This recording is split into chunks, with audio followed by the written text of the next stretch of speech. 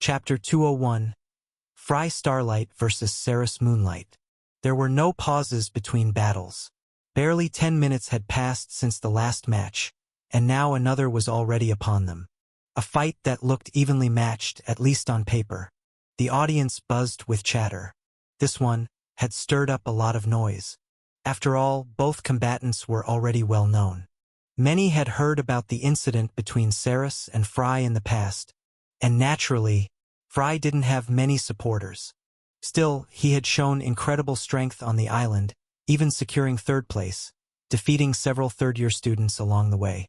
Underestimating him would be a mistake. The betting grounds lit up with conflicting wagers. Lord Fry Starlight, the infamous troublemaker? Or the only female finalist, Ceres Moonlight? The bets were closed, and the results went public. Fry Starlight, 45%.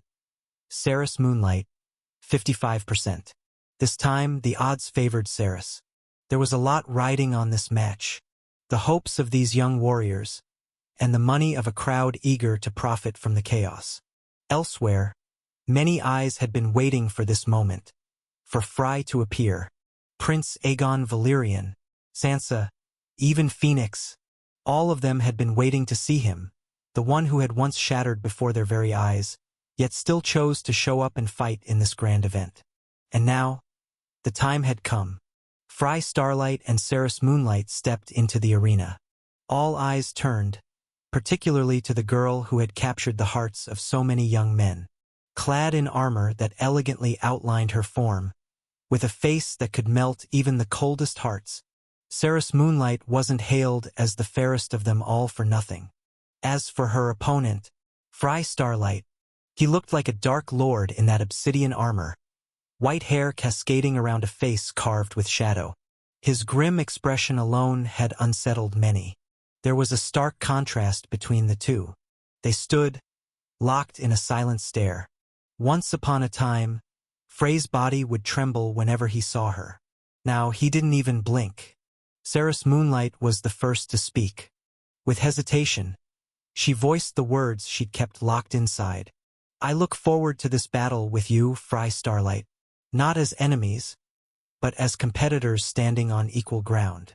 Fry raised an eyebrow the moment he heard those words. Their conversation was inaudible to anyone else. What nonsense are you babbling? I just wanted to say that I don't see you as an enemy, Fry. For a moment, Fry Starlight wondered just how much this girl, the heroine standing before him, had grown. I want to fight this battle free from the emotions that have driven me all these years, to finally put an end to this tangled relationship between us. Once and for all. Simply put, she wanted to sever all ties with Fry to return to square one and maybe, just maybe, build a friendly relationship at least as classmates. But Frey's face darkened, his expression turning colder by the second. Classmates? Emotions? I couldn't care less about that bullshit. Ceres frowned, sensing the killing intent radiating from Frey's body. You'd better come at me with the intent to destroy me, hate me, try to kill me in this fight. That would be better for you. Because I'm going to do the same. To Fry, anyone standing in his path toward the Victoriad was an enemy to be erased. He had no interest in emotional theatrics. All he wanted was victory and to move forward. From the stands, Ghost, who deliberately chose to watch this match, could feel the overwhelming bloodlust exuding from Fry. Even director Ivar, standing between them, was surprised by its intensity. To emit such a threatening aura, it was clear Fry had already taken many lives. But that, too, was part of battle. Ivar briefly explained the rules, then raised his hand, the signal to begin. And the moment he did, Fry drew his sword, gripping it tightly in his right hand. His face darkened as he charged forward with savage intent. Ascension. The Lord of Starlight activated his unique skill, his eyes flashing with a violet glow as he surged to the peak of his power.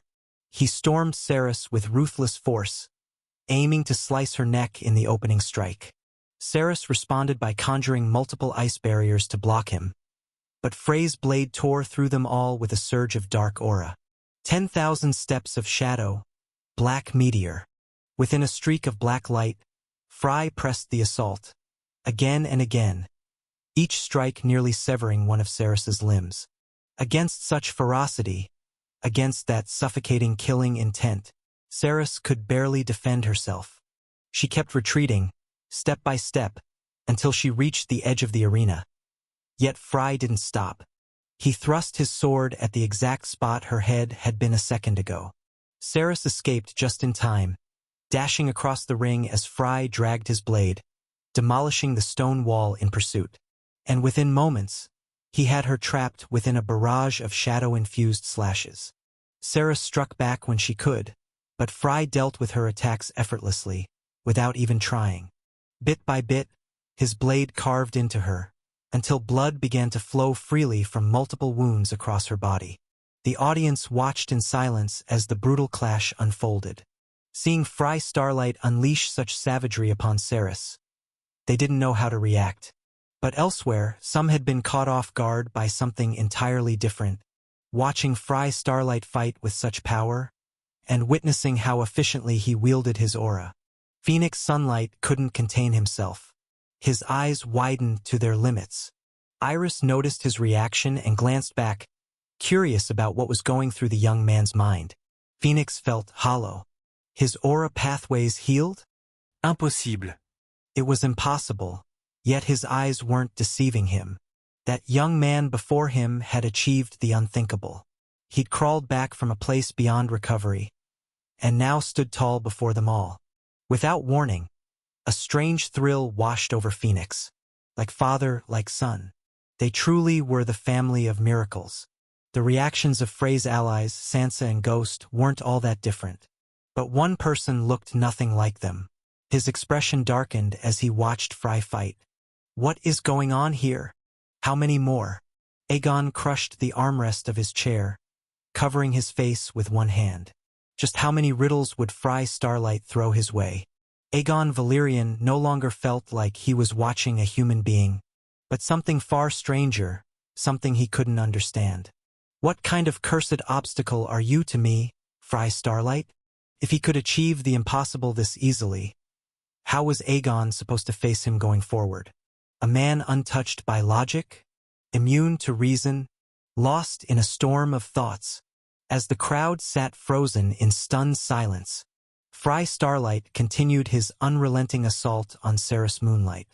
Having finally gotten into the rhythm of battle, Ceres responded with all her might. She conjured hundreds of massive ice blades, attempting to pierce her opponent, who zipped around her at impossible speeds. His glowing violet eyes left streaks of light in the air with every move, making him look like a phantom. Dark arrows slashed at her constantly from blind angles. Perfectly timed each time she left the smallest opening he struck. It didn't seem like he merely wanted to win. It looked like he truly intended to kill her. Ceres focused hard and released her blood essence, forming a nest of thorny crimson vines. If she wanted to win, she had to go all out. And she did. The vines crept like serpents, spreading across the battlefield, turning the arena into a frozen jungle. She aimed to trap Fry, block off every escape route. But Fry wasn't even on the ground. He soared high above her, as if he had predicted the attack entirely. Ceres instantly raised her hand, redirecting her magic upward, but Fry gripped his sword tightly, wrapped in a cocoon of darkness. He unleashed every ounce of aura he had gathered. Descending in a black whirlwind, Fry collided with the icy vines in a violent crash, tearing through them one after another. Like a dark spinning wheel, he rotated midair, slicing through everything that tried to touch him, closing the distance between him and Ceres in the process.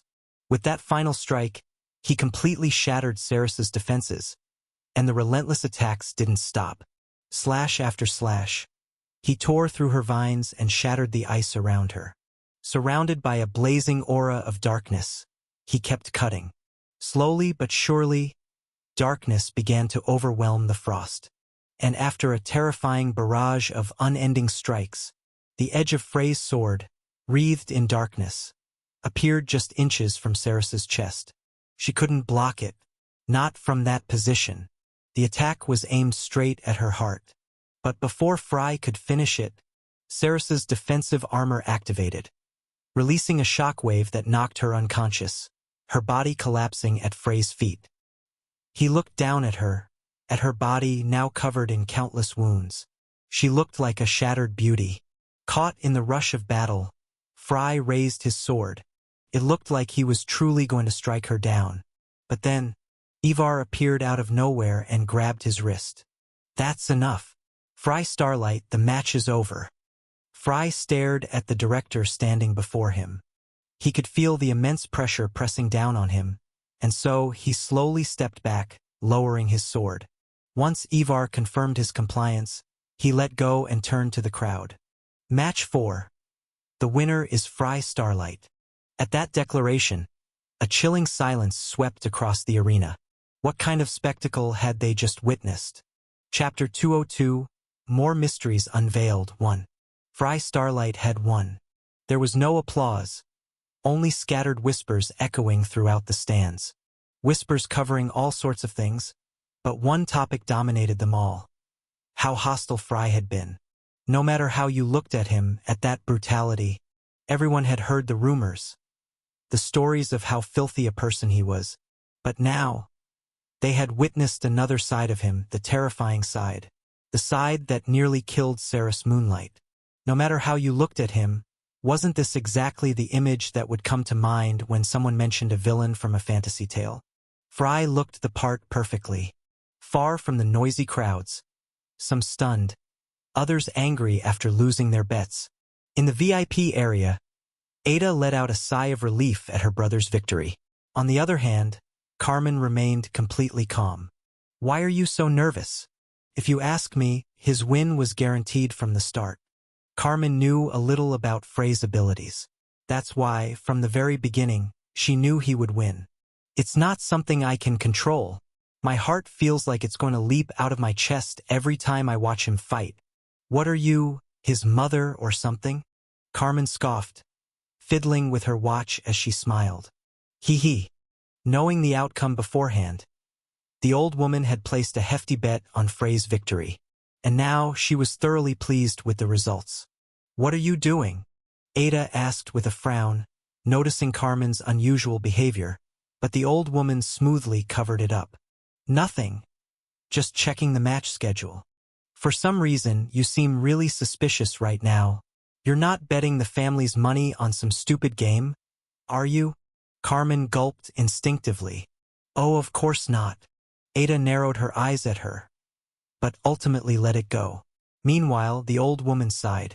The age gap between her and the girl sitting before her was massive, but for some reason, Carmen felt like the child in that moment. Ada was sharp, too sharp. Carmen could barely do anything when the new lord of House Starlight was hovering nearby. Elsewhere, another elder, Iris Sunlight, watched Frey as he left the arena. That boy caught your attention? Phoenix asked with a smile, seeing the blank look on Iris's face as he stared at Frey. He has skill, or rather experience. The way he moves, it's like someone who's fought and survived many high-level death battles. Most of Frey's movements came from hard-earned experience. His decisions, his reactions during combat, he moved like a seasoned warrior. But that was unrealistic for someone his age. To gain that kind of experience, he would have had to face countless powerful opponents who far surpassed him. Iris's analysis was disturbingly accurate. Remind me, what's his talent grade again? It's a, Phoenix answered. The Lord of Sunlight frowned the moment he heard that. Aha! For a second, he had mistaken it for overwhelming talent. A talent he had seen before many years ago, in someone of the same bloodline. What a shame! In the end, Frey Starlight would be buried under the ceiling of his own limited talent. Truly, a shame. The first-year matches had ended, and the upper-year rounds would begin soon. Still, one could feel it in the air. A strange dip in excitement after the quarterfinals for the younger group concluded. It was as if the main event had already ended. Frost Moonlight didn't look pleased with what he saw, especially Frey. His loss to that boy still gnawed at him.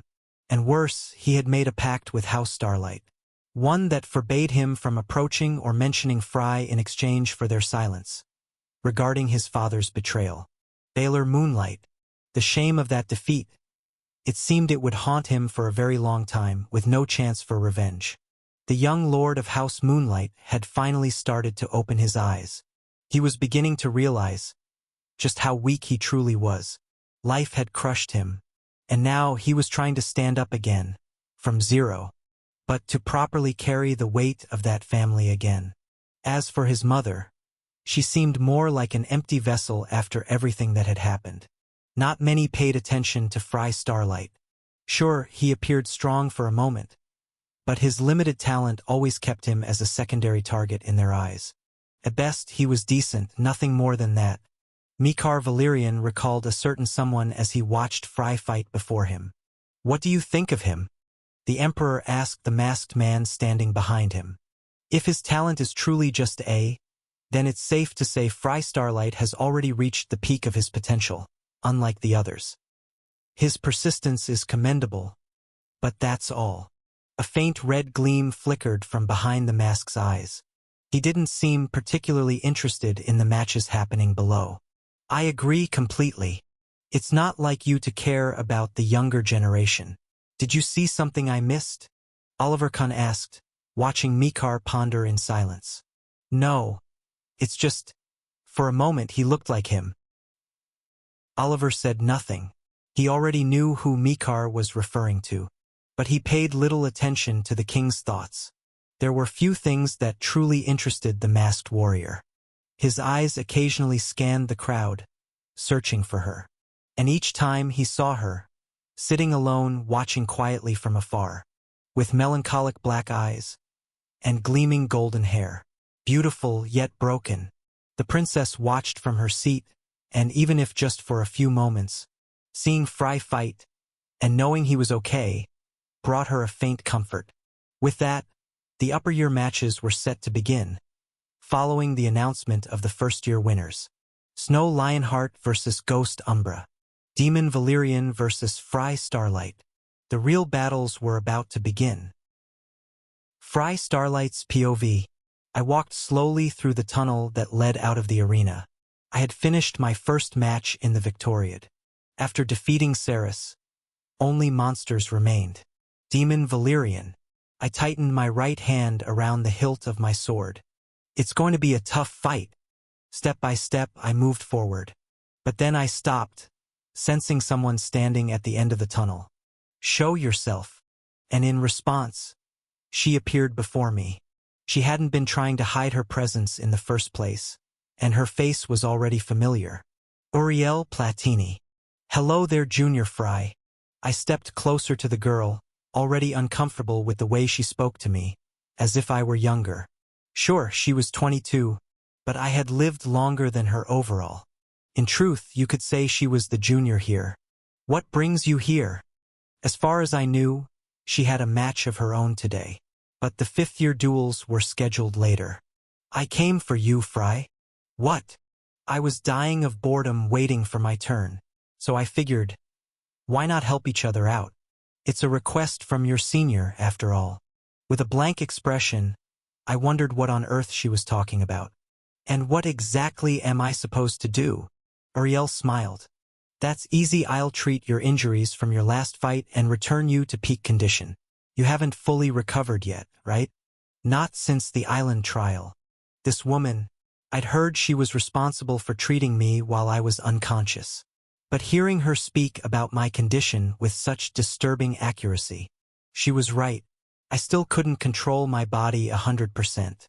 One day of rehabilitation wasn't enough. But still, that's a big help, Senior. But I have to ask, what do you want in return?"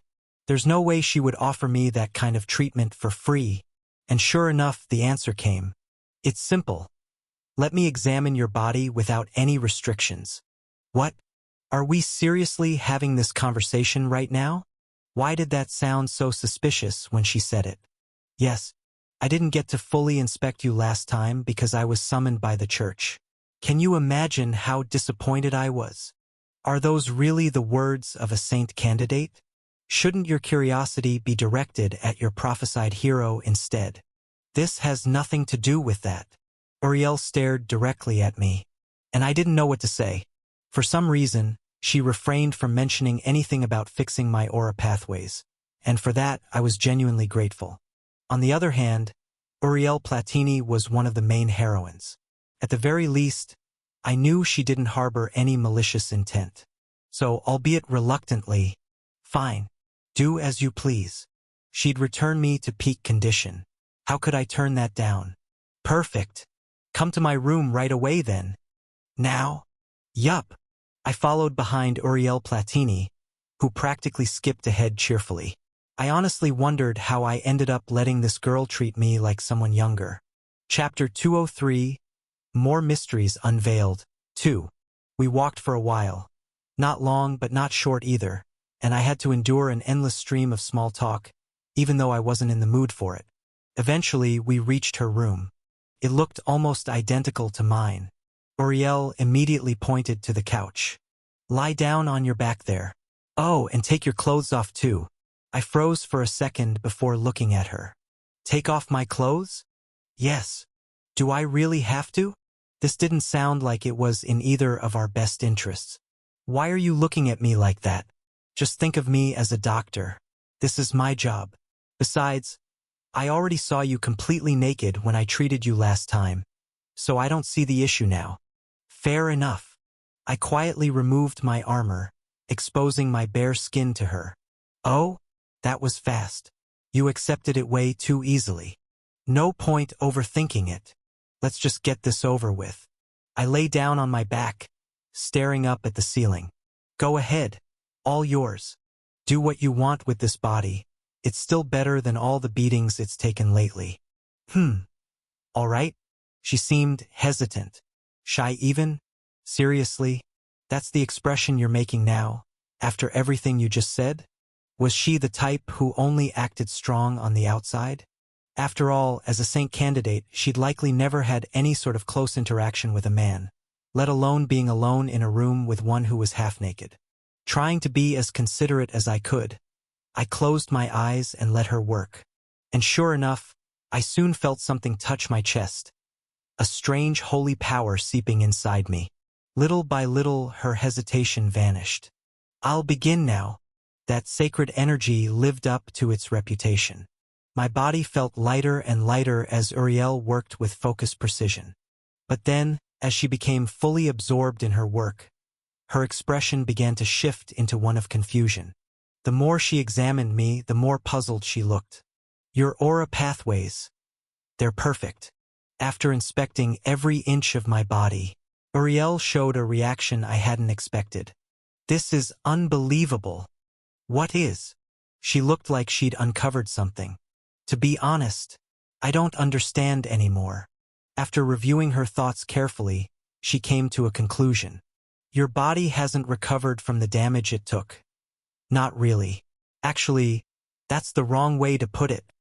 There was no way I could have fully recovered from all those injuries in such a short time. To explain it properly, it didn't heal, it was replaced. What are you even talking about? My head was starting to ache from her words. Your body, it doesn't leave scars. It recovers perfectly from fatal injuries.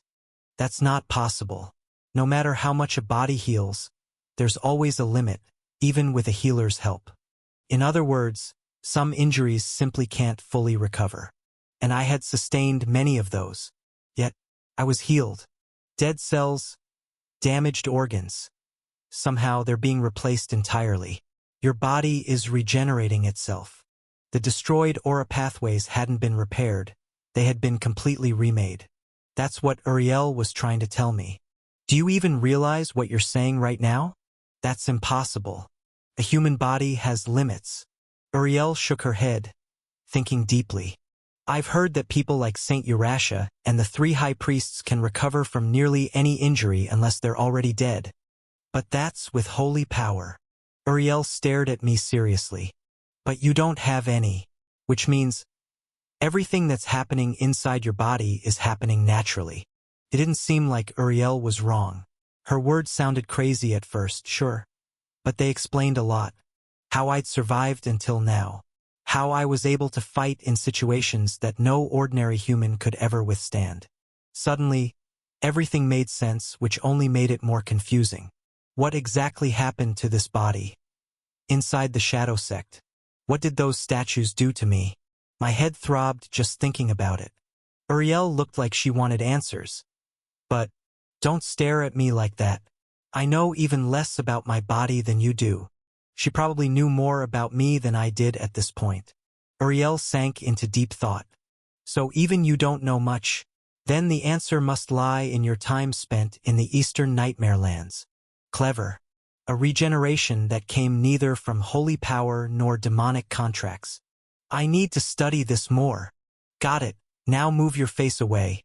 This girl was way too excited. And I had a bad feeling about that. Fry. From now on, come see me every day at this exact time. What? Why would I? I'm being serious. I'll treat you after every fight. I'll make even your eye bags disappear. So please, let me keep studying your body. No. Why would I agree to that? Why? Come on. Think of it as a service to humanity. Stop throwing that nonsense in my face. Please. What was I supposed to do with this girl? It wasn't like I could outright refuse her. If she went around spreading what she discovered about me, even if it sounded insane, who knew what might happen? I had no choice but to accept. The girl started hopping around gleefully, and I honestly questioned how simple she really was. And just like that, I ended up with my own personal healer for the entirety of the Victoriad. The quarterfinal matches lasted for 3 straight days. Then, after a 3-day break, the semifinals would begin on the 7th day. And so, during those following days, I visited Uriel's room every day, stripped down, and let her mess with my body. The Victoriad soon became the source of bizarre rumors regarding the nature of Fry Starlight and Uriel Platini's relationship, especially after people began seeing that young man enter the Saint candidate's room every single day. The upper year quarterfinals wrapped up quickly. Sure, they showcased several powerful students, like Uriel Platini, Ellen White, and Rob Valerian, the son of the Empire's greatest mage. But overall, they were boring. Most of the matches ended far too fast. Even now, the crowd couldn't forget the image of Ellen White forcing her opponent to beat himself to death. There was a limit to how much you could humiliate someone in battle. With that stage concluded, the Victoriad was now entering its serious phase. Day 7, first-year semifinals. Snow Lionheart versus Ghost Umbra. So it's today. What should have been the final match of the Victoriad had somehow turned into an early semifinal clash. But it was a good opportunity to see just how far Snow's strength had evolved now that he wielded Vermithor. His fight against Dawn hadn't shown much. But Ghost was on a different level. This one would be a real battle. Ho! The heroes fighting today. I would have appreciated watching it alone, honestly. But somehow, I ended up seeing the match in Uriel's room under the excuse that she needed to prepare me better for my upcoming battle with Demon. We sat together in front of the screen, and there before us, Snow and Ghost stepped into the arena to roaring cheers from the audience. Who do you think will win? Uriel asked playfully, while I answered seriously. Snow. Ah, fair enough. He is the hero after all. But I wasn't saying that because of the chosen hero title nonsense. I knew exactly what Snow Lionheart was capable of. Even without that added power from Vermithor, he would still beat Ghost. That young man wasn't called the final obstacle for nothing. I wanted to see it, that power. And just like me, Ghost stared silently at Snow. We both said the same words in our heads as we locked eyes with Snow Lionheart. I want to know just how far this person's power reaches. How far ahead of us was he? He had been chosen as a hero, placed on the same level as the first emperor. Ghost wanted to know the strength of the light that Snow shone, and how much it would enlarge the size of his own shadow.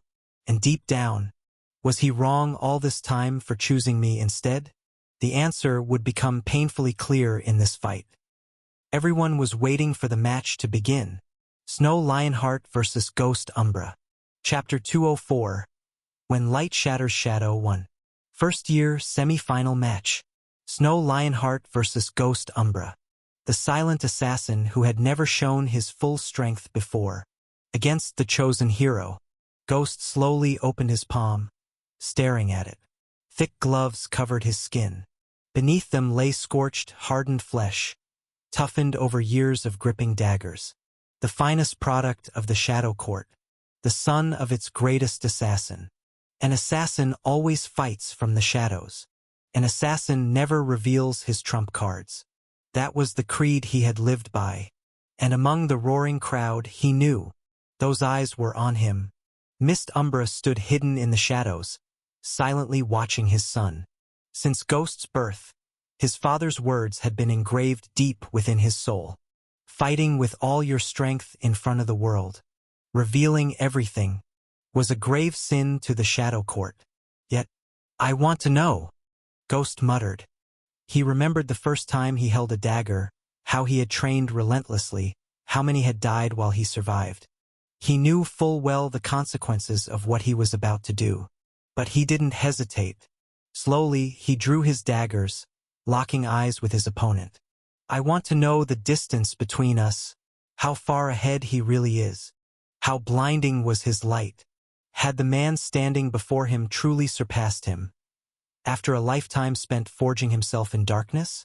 Ghost, who had seen more blood than sunlight, the man who had always yearned for a glimpse of the light. Was that light Snow Lionheart? How strong is this man when he gives everything he has? Snow Lionheart heard Ghost Umbra's quiet voice. I don't know what you're trying to find in this fight, Snow said, slowly drawing his sword. But I can't guarantee you'll see everything. If you want answers, you'll have to force them out of me. You will. I'll force you to show your full strength in this battle, even if it means exposing myself to the world. Ivar had long since signaled the start of the match. The crowd roared, shaking the arena. But Snow and Ghost heard nothing. Their entire focus was locked on each other. The nobles, the veteran warriors, all of them understood what was unfolding. A battle of the highest caliber. The oppressive tension. The way their senses erased everything but their opponent. In their eyes, both fighters had already crossed a threshold few could reach. And then, the long-awaited beginning finally arrived. Ghost merged his daggers together, pouring a monstrous amount of shadow aura into them. All eyes turned toward him as the power built. Even Fry Starlight, watching from afar, couldn't help but be surprised. He's using it right away? Before the stunned audience. And especially under Mist Umbra's sharp gaze, Ghost unleashed his full strength. Reaper's form. The shadows coiled and twisted around him, forming a cloak of pure darkness. His daggers vanished, replaced by a colossal scythe, blazing with dark aura. Snow immediately shifted into full focus, surrounding himself with a radiant aura of star. His opponent's strength had far exceeded his expectations. Ghost, cloaked in shadows with only his black hair and piercing eyes visible, drove his foot into the ground with force. Bring it all out. Boom! Ghost appeared before Snow in an instant, like a phantom tearing through reality. Even with his heightened senses, Snow barely managed to catch a glimpse of him. With a single swing of that scythe, Snow Lionheart was sent flying, crashing violently into the wall, shattering it. Ghost spun the scythe with terrifying speed, leaving only afterimages in its wake. The weapon's size continued to grow as he swung, unleashing wave after wave of dark aura and shadow. Each brutal strike rained down upon Snow's head. But from within the encroaching darkness, Snow retaliated, unleashing a dazzling surge of starlight aura that illuminated the suffocating void. The Empire's hero answered Ghost's attacks head-on, locking himself into a fierce power struggle with the silent assassin. Snow's eyes gleamed fiercely as he conjured dozens of ice spears behind Ghost's back, taking advantage of his opponent's focus being locked on the frontal assault. It was the same tactic that had helped him gain the upper hand against Demon Valerian in the past. Without hesitation, Snow launched the massive spears, expecting Ghost to dodge them. But Ghost didn't move. Snow's eyes narrowed in confusion. Ghost didn't have the kind of body that could withstand such strikes. So why wasn't he moving? But the silent assassin had no need to. The moment the icy aura spears touched Ghost's dark cloak, they vanished, as if they had been swallowed by another world entirely. Shock rippled through Snow, and everyone watching. What just happened? The question was on everyone's lips. Tricks like that won't work on me. Ghost pressed forward. He gripped the scythe with one hand, and conjured a second scythe in the other. The silent assassin doubled his speed, pushing Snow into a corner. Bring it all out. Darkness overwhelmed the light. Void step. Snow disappeared, attempting to escape the tightening noose Ghost had set around him. He reappeared on the far side of the arena, but his face darkened instantly. Ghost was already there, right behind him. The assassin clamped both scythes around Snow's neck. Snow spun violently like a tornado, forcefully knocking the scythes away. Flames erupted around his sword, combining with his starlight aura as he roared and counterattacked. The two clashed at close range, savagely battering each other. Ghost's colossal scythe cut into Snow repeatedly, while Snow's strikes couldn't reach the assassin at all. His black cloak absorbed everything thrown at it. From this close, Snow finally understood. That wasn't a simple cloak. It was shadow wrapped around Ghost's body, a living shield that absorbed any damage. Gritting his teeth, Snow poured even more aura into his blade. He had to break through. He had to pierce through the darkness that bound him so tightly. More! Ghost roared too. Merging both scythes into a double-bladed weapon, he spun it like a pitch-black fan. The massive weapon clashed against Snow's sword. Snow, now fully ignited with aura, unleashed everything he had. He conjured lightning, struck with fire, and reinforced his body with starlight aura. Occasionally, he unleashed sonic waves to disorient Ghost's senses. But it still wasn't enough. Is that all you've got? Boom! Snow Lionheart was pushed back, overwhelmed by Ghost's relentless assault. Ghost expanded his shadow, weaving tendrils of dark aura around Snow, trying to bind him. All the while, he hammered down blow after blow without pause. The clash of sword and scythe sent out shockwaves so fierce that the audience had to cover their ears. They could barely keep up with the battle. It was moving at blinding speed. Ghost, in particular, moved at a pace that defied belief. Is this really how an assassin fights? Chapter 205. When Light Shatters Shadow 2. Wielding his scythe with deadly precision, Ghost locked his gaze solely on his opponent. His thoughts were etched into every swing. I didn't sacrifice everything. Just for this. He had given it all. He had revealed all his cards to the world. For one reason only, to witness the true brilliance of that light. But what was the point? What's the point if my darkness outshines your light? The shockwaves kept coming. Fight! Ghost roared with everything he had. Bring it all out. With every clash, every collision, everyone could clearly hear it. The sound of Snow's scream.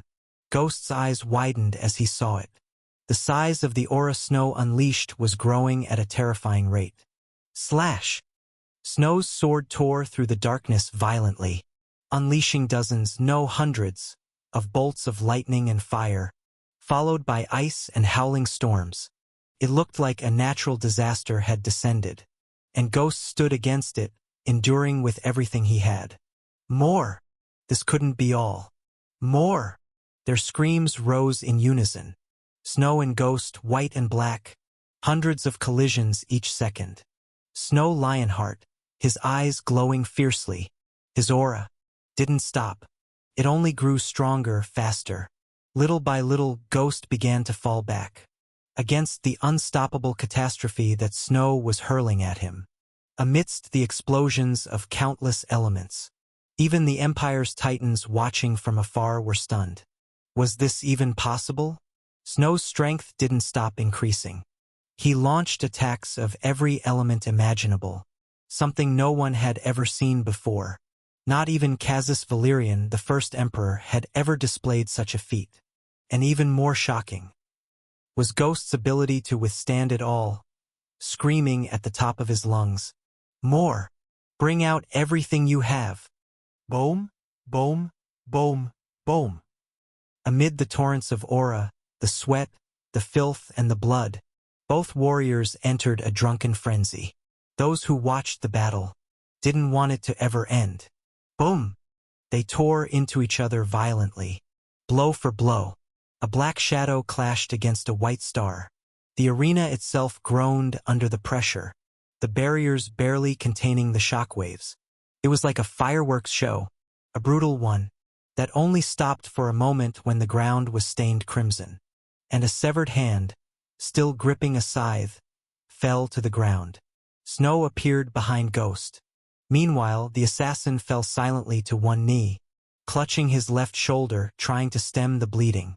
On one knee, the assassin bowed his head, his face showing no pain. No anger. Nothing. He stared silently at his severed hand. Snow Lionheart, injured in multiple places, raised his sword, pointing it directly at his opponent. This is the end. Snow's face was blank, drunk on the thrill of the battle he had just fought. But Ghost stood up again. The end. The shadow beneath him began to expand. Relentlessly. How arrogant you are, Snow Lionheart. The chosen hero's eyes widened as he sensed it, the intensity of the killing intent Ghost now released, surpassing even the murderous pressure Fry Starlight had shown in the past. You think it's over? Just because you cut off one hand? Ghost poured out every last drop of his strength. If you cut off one hand, I'll fight with the other. The shadow grew wider and wider, until it swallowed the entire arena. Drenched in darkness, Snow could only stare at his opponent in awe. If you cut off both my arms, I'll hold the weapon between my teeth. Tendrils of shadow began to coil around Snow, but he slashed through them immediately. Even so, there was no escape. The shadow had swallowed the entire arena. If you break my teeth, I'll fight with my bones. This was the creed of the Shadow Court's greatest assassin. So no, this isn't over yet, hero. Ghost raised his hand toward Snow. Blackout. In a bizarre twist, a vortex appeared, ripping the sword straight from Snow's hand, leaving him stunned. Before he could react, the shadows coiled violently around his body. Ghost, staring coldly at his opponent, displayed a terrifying resolve. This is my darkness. This was everything he had. Thousands of wounds, unending brutal training, a childhood spent on battlefields. He had sacrificed everything to reach this level. And now the assassin wanted his answer. And from within the swirling dark, it almost looked like Ghost had won. But the growing light radiating from Snow's body said otherwise. With Vermithor pulsing inside him, the sword that granted him an endless supply of power. Snow raised his hand high. Let me return your words to you, Ghost. Slowly he gathered his aura, forming an ethereal sword from pure energy. A weapon forged from pure, concentrated aura. A blade similar in form to Ghost's scythe. Just like you don't need that arm, I don't need that sword. The gate had opened. A star shining blindingly within the dark void. Snow unleashed everything, gripping the imaginary sword tightly in his hand, channeling an insane amount of aura into it. Snow swung vertically, erasing everything in his path. Fourth sword, Worldbreaker. Swoosh! From deep within the darkness, a blinding light erupted. Ghost's shadow was split in two. A colossal strike swept through everything before it, completely overwhelming Ghost, and smashing violently into the arena's barrier. The brilliance of that strike blinded everyone who witnessed it. The entire audience sat frozen, awestruck by what they had just seen. Above the shattered remains of the arena, they heard footsteps, the steady steps of Snow Lionheart, walking calmly as he retrieved his fallen sword from the ground.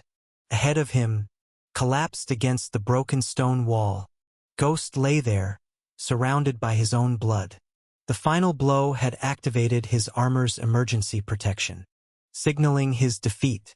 Yet somehow, the assassin resisted the shock that should have knocked him unconscious. Collapsed there, His body could no longer continue fighting. Blood dripping down his face, Ghost stared silently at the young man standing before him. Huff! Huff! His breathing was ragged. As for Snow Lionheart, wounded across his body, he was already beginning to recover, thanks to the vermithor coursing through him. He looked genuinely grateful to his opponent. I hope you found your answer, Ghost Umbra. Ghost let out a strange, broken laugh at those words. What, Huff, are you talking about? You did it. You forced me to bring out everything I had. Hearing that, Ghost laughed even harder, a hollow, almost mocking sound. You lying bastard.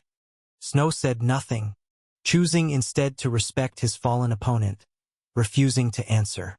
But Ghost wasn't finished. Even now, even to the very end, you didn't show it all. You're simply too strong. Snow turned and walked away, leaving Ghost lying behind him. First year semifinal. Snow Lionheart versus Ghost Umbra. Winner, Snow Lionheart. In the end, the strongest had prevailed. Chapter 206, Beyond Limits, 1. Snow Lionheart had won. His final strike, the one that severed Ghost, marked the end of the battle, allowing the audience to finally breathe again. Thunderous applause erupted as the spectators clung to their screens, mesmerized by the incredible duel they had just witnessed. The church, in particular, was overjoyed at the level of strength their hero had displayed. Even the SS rank elites, and Emperor Mikar himself, watched in silence. There were no words left to say. Everyone understood. What they had just witnessed would be etched into their memories for a long, long time. From the church's side, Saint Eurasha nodded in satisfaction at the performance their hero had delivered. Take a good look. All of you can feel it, can't you? The raw power, the staggering talent. He may look like a mere insect now in your eyes. Right now, they could defeat him easily. But compared to his potential, you're nothing more than minnows swimming around a great white shark. The hero, he would be the one to lead the empire. And that hero was Snow Lionheart. The applause continued for a long time, while highlights from the battle were replayed across the screens. Meanwhile, Luke Valerian and his team of mages were already working to restore the arena. The young mage couldn't help but feel a headache brewing, wondering just how far that boy's strength would eventually reach. This generation is terrifying. Ghost Umbra was taken away for treatment as well, after the brutal damage he had suffered. Fortunately, Snow's final strike had been clean, allowing the healers to successfully reattach Ghost's severed hand. But on the other side, Ghost himself felt hollow. He had broken the core teachings of the Shadow Court, and he didn't know what reaction awaited him from the organization that even the Emperor left alone. Still, he was satisfied. At least he had fought with everything he had, for what he believed in, and lost. Thus, the first semifinal match of the Victoriad came to an end. After several minutes, which passed by faster than anyone realized, the screens shifted, announcing the next battle. Victoriad semifinals. Second match, Fry Starlight versus Demon Valerian. The match would begin in 30 minutes. Inside Uriel's room, the young saint candidate sat alongside Fry. Both of them stared blankly at the screen. The hero, he's really strong, Uriel said softly. Fry didn't respond. He didn't show any expression at all, as if lost deep inside his own thoughts. Yeah, he's very strong. Uriel Platini didn't know much about this new hero. She had only heard rumors from others, and seen him with her own eyes a handful of times. Most likely, she would be the one to accompany Snow, wherever his journey would soon take him. The young saint candidate quietly wondered what meaning truly lay behind the destiny she had been assigned since birth. At least he's on our side. If this is his full strength now, I can't even imagine where he'll reach in the future. Her words made Fry Starlight let out a dry, humorless laugh. That's not his full strength. He was holding back. What? Frey's demeanor was strange, like someone who had finally found a wall too tall for even his dreams. He didn't fight with everything he had. His opponent didn't push him far enough. Ghost Umbra was strong, terrifyingly so, especially for an assassin fighting openly like that. But it still wasn't enough. How do you know that? We only watched one screen. How can you be so sure? Fry shook his head slowly. I just know. I know everything about that man. We're two sides of the same coin. Uriel blinked, confused by his words. You know everything about him? Are you some kind of stalker or something? Her teasing comment didn't land. The heavy atmosphere around Fry left no room for jokes. Fry had already confirmed it in his heart. The level Snow had reached was something that might even surpass the limits of his own imagination. He knew it because Snow was his mirror, the perfect version. When Fry looked at him, he saw everything he had once dreamed of becoming. Suddenly, Frey's eyes widened, as something finally clicked in his mind. A reflection of himself. Look at him, a mirror image of me. Look at yourself in the mirror, understand the reflection. Fry felt his mind go blank as he processed something so obvious that he had somehow overlooked until now. Things started to become clear. From the very beginning, the system had known. It had always known that his greatest obstacle would be that person. A faint smile crossed Frey's face as he stood up from his seat. Of course, it had to be him. Who else could it be? The final boss of this hellish game he had been playing for 2 long years. But before he could face that, he had another monster to defeat. Come on, let me strengthen you one last time. Uriel Platini placed her hands over him, channeling the holy power into his body. She had supported him right up until the very end. To the point that Fry couldn't help but wonder why she was doing so much for him. You know, Fry said lightly, if you keep helping me like this, people might start talking. Huh? Don't worry yourself, Uriel replied casually. Saint candidates aren't allowed to marry anyway. Plus, I'm not interested in younger men. Maybe I'm the type who likes older women. What? Uriel stared at Fry, flustered, while he just chuckled, heading out after receiving her blessing one last time. It was a joke. Fry Starlight headed for the arena, the place where he would bring an end to all of this struggle. And even though she tried to brush off his joke, Uriel felt it, felt how he tried to hide his emotions, how tense he really was. Just, what does this fight mean to him? The young saint wondered seriously. The world arena. Ada chewed her nails nervously, staring down at the vast arena below. His opponent, Demon Valerian, the overwhelming prodigy of the imperial family. It was clear the odds were stacked against Fry. It's going to be a tough fight, Carmen remarked calmly behind her. In truth, many disagreed with her. Most of the Empire, if not all of it, believed the final would be between Demon and Snow, a continuation of their clash back on the island. Fry was just a stepping stone. The numbers didn't lie. The underworld's betting houses had already closed the odds and announced the final results. Demon Valerian, 96%, Fry Starlight, 4%. An overwhelming margin in Demon's favor. And it could be said, the few who had bet on Fry hadn't done so out of love for him, but rather out of hatred for the imperial family, or pure disdain for Demon himself. Either way, everyone expected a one-sided slaughter. Behind Ada, Carmen smiled quietly as the 2 warriors entered the arena. She tapped on her smartwatch, locking in her final choice. Fry Starlight will win. They stood there, one in black armor emblazoned with the Starlight crest, the other in black and gold armor bearing the sigil of House Valerian. Many familiar and unfamiliar faces watched on in anticipation. But Fry saw only his opponent, Demon Valerian, with his burning golden eyes and explosive aura, glaring at him coldly. Fry felt it sharply, the disdain. It seems like you have something to say. Demon crossed both arms.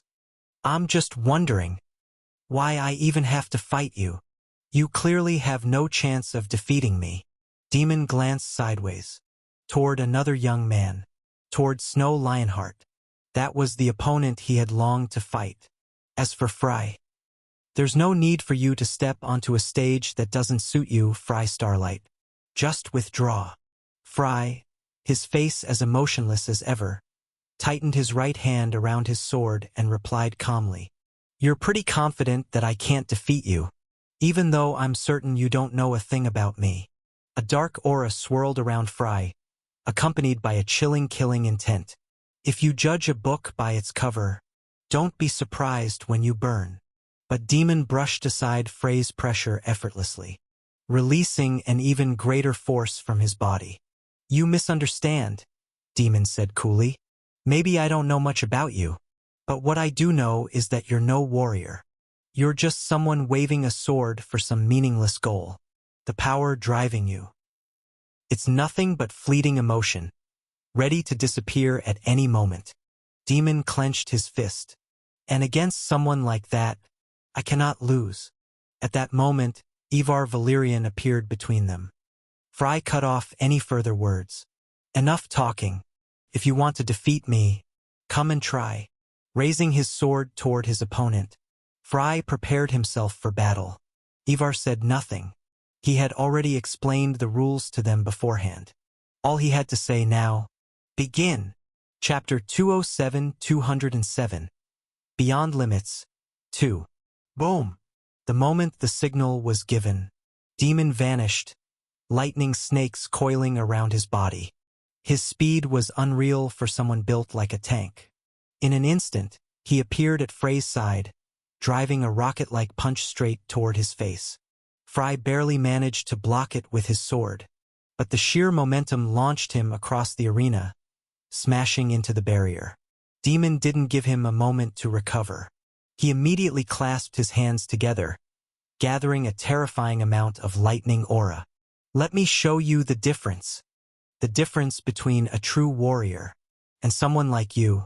Lightning artillery.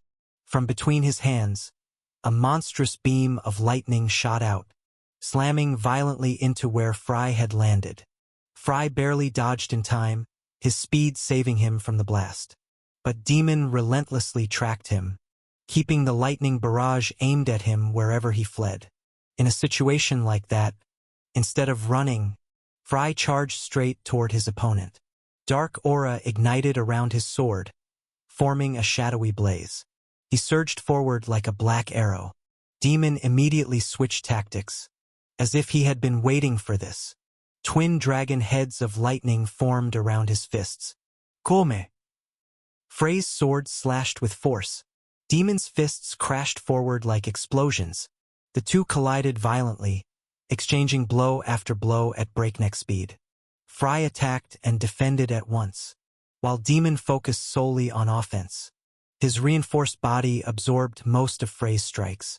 Your attacks tickle, Fry Starlight. Each time, Demon deflected Frey's sword, his fists harder than steel. With every punch that landed, Demon gradually gained the upper hand. He could see it clearly, and so he pressed harder, gathering lightning in his fists to form his strongest weapon yet. Black lightning. With a single, blinding strike, he hit Frey's side directly, causing him to cough up blood. Fry was dragged across the ground, and Demon followed mercilessly, driving devastating punches into his face, his gut, anywhere he could reach. Demon had no interest in dragging out this fight. It meant nothing to him. After a brutal series of blows, after tearing into his opponent, Demon's fists were stained red with Frey's blood. Bzzzzzt. Bzzzzzt. Crackles of lightning burst around him as he finally pulled back, leaving Fry embedded in the shattered wall. The audience watched, then erupted into cheers for Demon. A display of overwhelming power, just as they had expected, fulfilling every expectation. Ada's face darkened. Iris Sunlight shook his head slowly. What a shame. Fry Starlight. The boy who had reached heights his peers could only dream of, yet with such limited potential. Now standing against Demon Valyrian, blessed from the moment of his birth. Fate had been brutally cruel to that young man. In Iris's eyes, the match was already over, and everyone agreed with him. Even Demon knew he had already won. But the match wasn't finished yet. From amidst the rubble, Fry rose, his head drenched in blood. The audience stared in disbelief as the battered boy stood once more. "You're still able to fight?" Demon asked with a frown. Meanwhile, Fry chuckled, blood streaming into his eyes, blurring his vision. "Yeah, I guess I should thank you." His thoughts had been spiraling recently. After witnessing Snow's overwhelming strength, Fry had been trapped in a whirlpool of negative emotions, drifting aimlessly, lost in despair. "Thanks to you, I finally come back to my senses. After all that beating you gave me." "What bullshit are you spouting?" Demon couldn't understand what he was talking about. But Fry didn't care. He didn't need to explain anything to his enemies. He only needed to crush them. "Let's continue." With a violent stomp of his foot, Fry surged forward, shrouded in a whirlwind of dark aura. Demon answered immediately, gathering dark lightning aura once more. Boom! Again, they clashed at terrifying speeds. The black arcs of energy Fry launched, colliding with the lightning rockets fired from Demon's crushing fists. This time, Fry fought with greater efficiency, greater power. His sword reached his opponent, leaving wounds across Demon's body. Demon now found himself needing not just to attack, but to defend. Still, with his perfect physique, and his ability to fight from every position, Demon remained overwhelming. Once again, his blows smashed Frey's body even further. Locked in a storm of slashes and punches, Fry staggered violently. "You can't defeat me." In a single decisive moment, Demon broke through Frey's guard, sending him flying. He immediately followed up, leaping high into the air, gathering crackling lightning around himself. Thunderclaps strike. Demon came crashing down upon Fry like a meteor, burying him deep into the ground amidst a vortex of lightning. Amid the rising dust and devastation, Demon pulled back, taking a deep breath. He had completely crushed him this time. That was how it should have ended. But Fry emerged again, swinging his right arm, the one still holding his sword, covered in dirt and blood, grinning like a madman. "Why the hell are you smiling?" Demon asked, thrown off by the sight. "If you won't come to me." Fry charged forward again. "Then I'll come to you, you bastard." Once more, they collided violently. This time, black dragon heads gathered around Demon's fists, as he struck with devastating force. Meanwhile, Fry unleashed the full extent of his 10,000 steps of shadow technique. That footwork allowed him to fight Demon head-on. Demon clenched his teeth, releasing a battle roar that surpassed even the rage of furious beasts. His fists rained down at impossible speeds. Like a rocket launcher with infinite ammunition, storms of black lightning engulfed the arena, tearing through it, breaking it apart, and mercilessly battering Frey's body. Demon cared for nothing now, except crushing his opponent. All or nothing, in pure strength. He was far superior. He should crush him. He should obliterate him. Fry shouldn't have been able to endure even a second against him. Dragon Gate, Demon Valerian's ultimate strength. He grabbed Frey's face and smashed him brutally into the ground, dragging him all the way to the edge of the barrier. With Frey's head pinned in his grip, the sky darkened above them, as Demon summoned a raging storm of lightning, which crashed down, enveloping both their bodies. "Let's see you get up after this." Boom! The blast erased everything around them, leaving Demon standing there, still holding Frey's face aloft. Demon panted heavily, convinced it was over, but then, the burning pain from his abdomen jolted him back to reality. Frey's sword had pierced him, not deeply. Demon had tensed his muscles just in time to stop the blade from driving further in. But it was there, Immediately he threw Fry aside. Fry Starlight rose again, wounded, burned, his body caked in dirt and blood. Yet, even to the bitter end, he had prevented any fatal blows from landing. He had taken everything else gladly. Demon stared at his opponent through labored breaths. Fry began walking toward him again. Chapter 208-208. A True Warrior. Veins bulged on Demon's forehead. He didn't understand. He couldn't understand. How could his opponent rise every time he knocked him down? How could he counterattack even from such a state? It defied all logic. But no matter what it cost, I'll crush you here and now, gathering every last drop of aura left in his body. Demon launched himself toward Fry, engulfed in a black lightning storm, trapped within a violent gale. Fry unleashed a monstrous amount of dark aura in return, charging to meet him without hesitation. And once again, they smashed into each other violently. Amidst an endless spiral of explosions, the audience watched, faces blank. Even the Titans didn't know how to react. Huff, huff, a massive intake of air. Then release. From that beast on the battlefield. Demon was panting hard. But he was the only one gasping.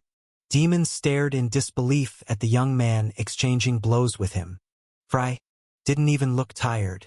Injured, yes. Burned, yes. Covered in filth, yes. But that face, it stared at him as if saying, Come. I'll keep going for an eternity if I must. Demon felt his mind tearing apart. His fists were dripping with Frey's blood. Was this even real? What the hell are you, Fry Starlight? Boom. Boom. Boom. The third exchange. Maybe the fourth. Demon stood there, breathless, arms hanging heavily at his sides, barely able to stay on his feet, while Fry lay crumpled before him. He had knocked him down again. Inside that proud warrior's mind, he wished, no, he begged, that this time, that man wouldn't rise again. But of course, Fry stood back up. Standing there once more before him, Demon felt his sanity slipping. This isn't a battle anymore, commented Oliver Kahn, the crimson eyes behind his mask gleaming coldly. Demon Valerian has already defeated him 4 times. He had fought Fry 4 times, knocked him down 4 times. But this wasn't a battle anymore. This was a war. A war that Fry will win. Mikar turned sharply, surprised by the masked man's declaration. He wasn't used to hearing such statements from him. Could it be that even he had been moved by that boy still standing in the arena? Inside the arena, with an earth-shattering roar, black lightning surged wildly around the furious Demon Valerian. He too had suffered serious injuries after 4 brutal clashes, but rage burned hotter than any wound. I'll kill you. The amount of aura Demon gathered was far greater than anything he had unleashed before. But Fry simply laughed. You can't. With that same bloodied smile, Fry pointed at Demon. You've already hit your limit. And just as he said those words, Demon's nose exploded with a violent gush of blood, drenching his face in red. Demon clutched his face immediately. Fry stepped toward him again. Black lightning aura.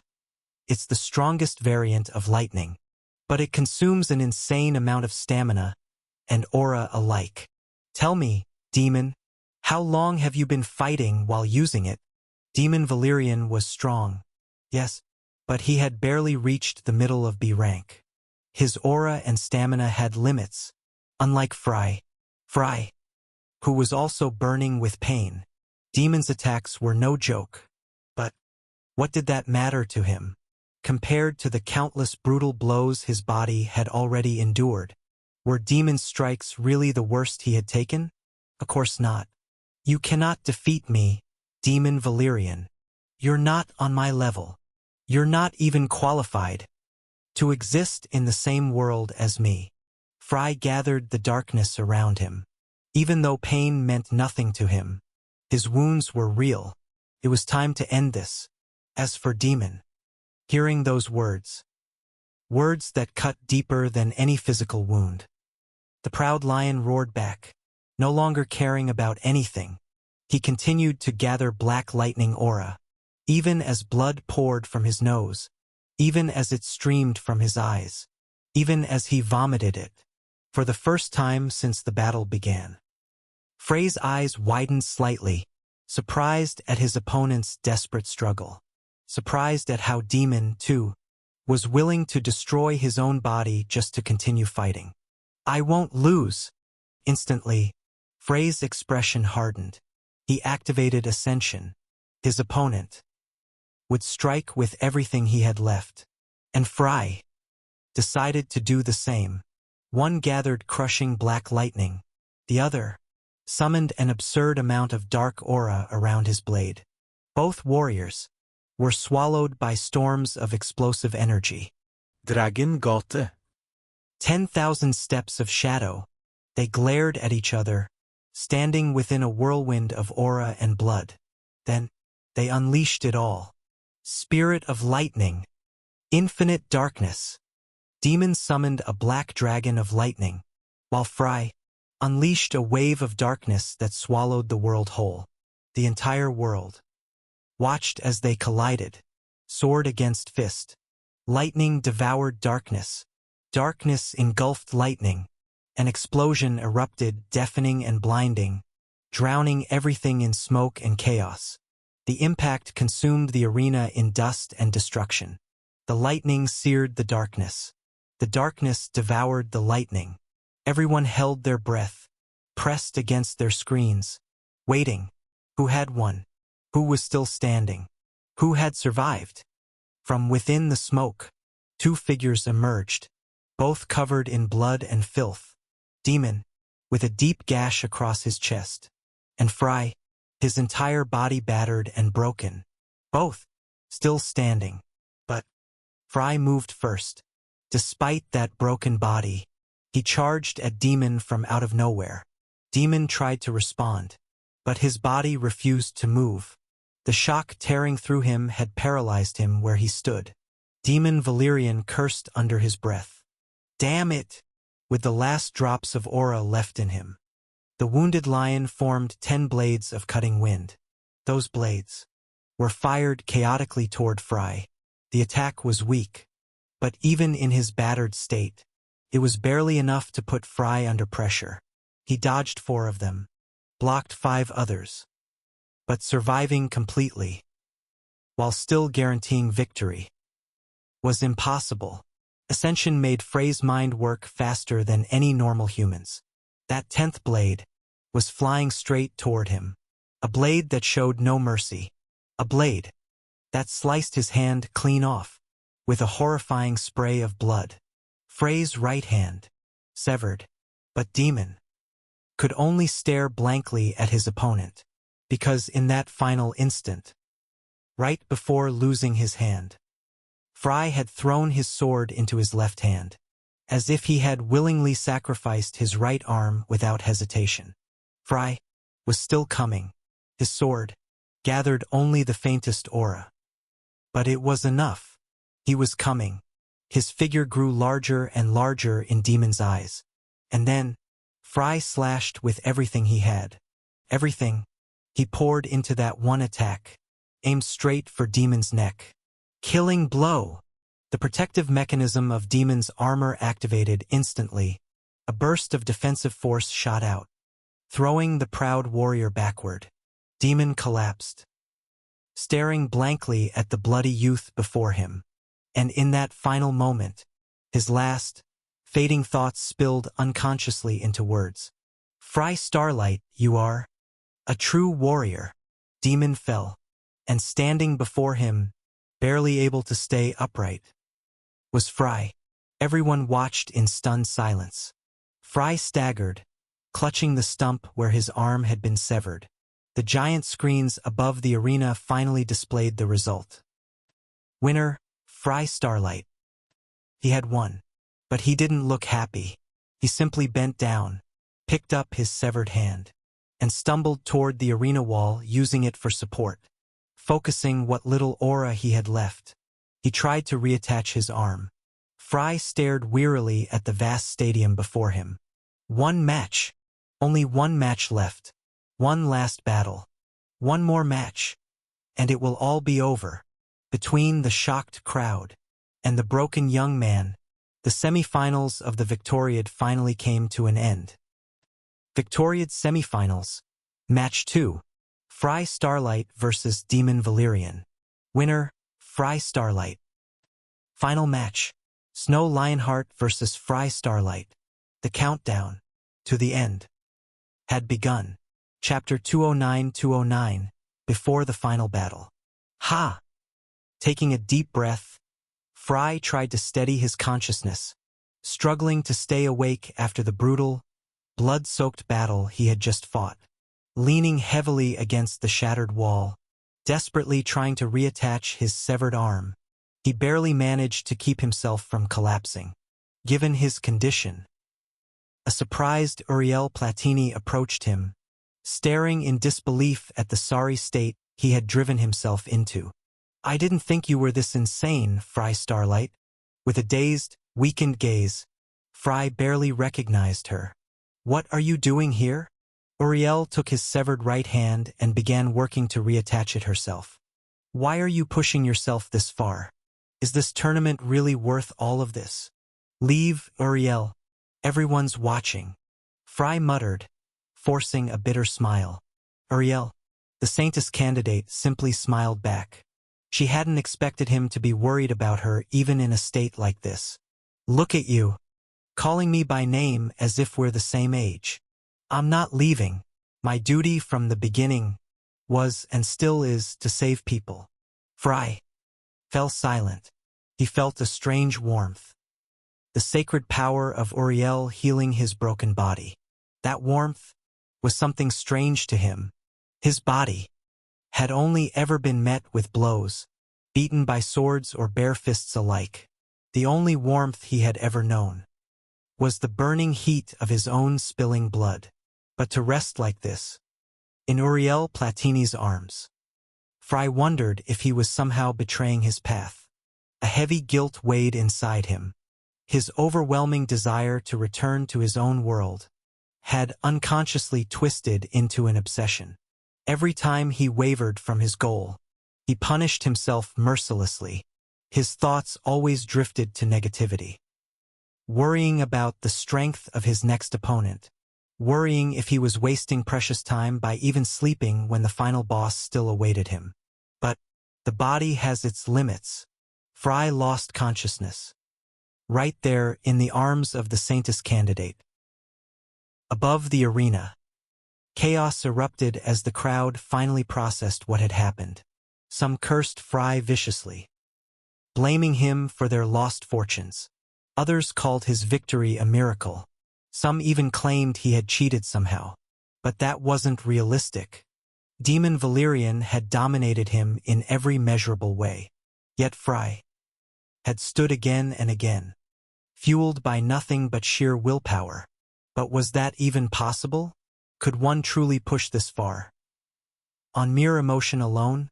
At the Starlight family's viewing stand, Ada stared down at the arena, her mind clouded with confusion. Why does he push himself this far? Every time Fry was wounded, every time he was beaten, Ada felt something inside her tearing apart. He was her only remaining family, and perhaps because of that, she understood, even if just a little, how desperate Fry was to win. She saw it clearly in those seemingly lifeless eyes he bore. But why? What did Victoriad mean to him? What was Fry hiding? Ada realized bitterly just how little she truly knew, and how helpless she was to offer anything. From the very beginning, Fry Starlight had chosen his path and walked it alone. To Ada, it felt as though another family member was slipping away from her again. A firm hand gripped her shoulder from behind. It was Carmen. "Hold yourself together, Ada." The old woman, who had experienced this kind of pain many times before, knew exactly what she was saying. For now, just believe in him. And one day, sooner or later, you'll get your chance to help him. Life was a filthy thing. It threw you around, battered you senseless. But it also gave you chances, until that chance arrived. All you can do is wait. Fry Starlight had to fight his own battle. It was his fight and his alone. He had chosen it and he would finish it. The semifinals were over. Only one match remained. Fry Starlight versus Snow Lionheart. The final battle would erupt exactly 3 days from now. Iris Sunlight watched from above, a blank expression on his face, as Fry Starlight lay unconscious in the arms of the Saintess candidate. And that scene began drawing the eyes of everyone present. Tension was clearly rising, especially from the side of the church. Though he appeared composed, the faint glint in Bishop Michael Platini's eyes was anything but reassuring. But Iris Sunlight paid no attention to any of that. His entire focus was locked onto Fry. His piercing gaze seemed to dig into the boy's very soul. "Tell me." The old man from the Sunlight family gestured toward Phoenix, standing behind him. "When was the last time his talent was measured?" Phoenix blinked, surprised by the unexpected question. As a new instructor at the temple, he had already reviewed the files of most students. Thus, he answered naturally. The last time was when he entered the temple. Before that, it was during his time with the Starlight family. His talent was confirmed as an A, without question. Talent could not be changed. It was an unalterable truth. Only in extremely rare cases, such as with the ultras who had sold their souls, could it be tampered with.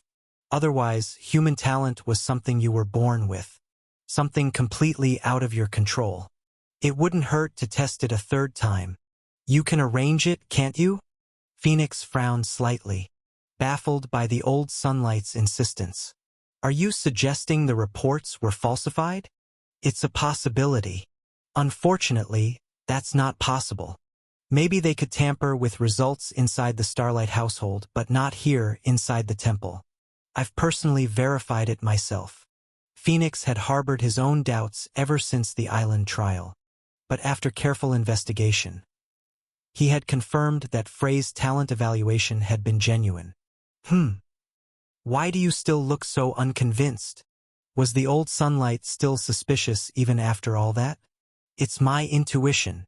Intuition. Phoenix's eyes widened slightly, remembering the weight that word carried within the Sunlight family. Iris didn't use that word lightly, and when he did, he was never wrong.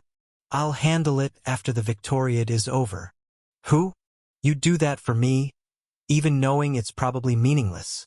The idea of changing one's talent was absurd.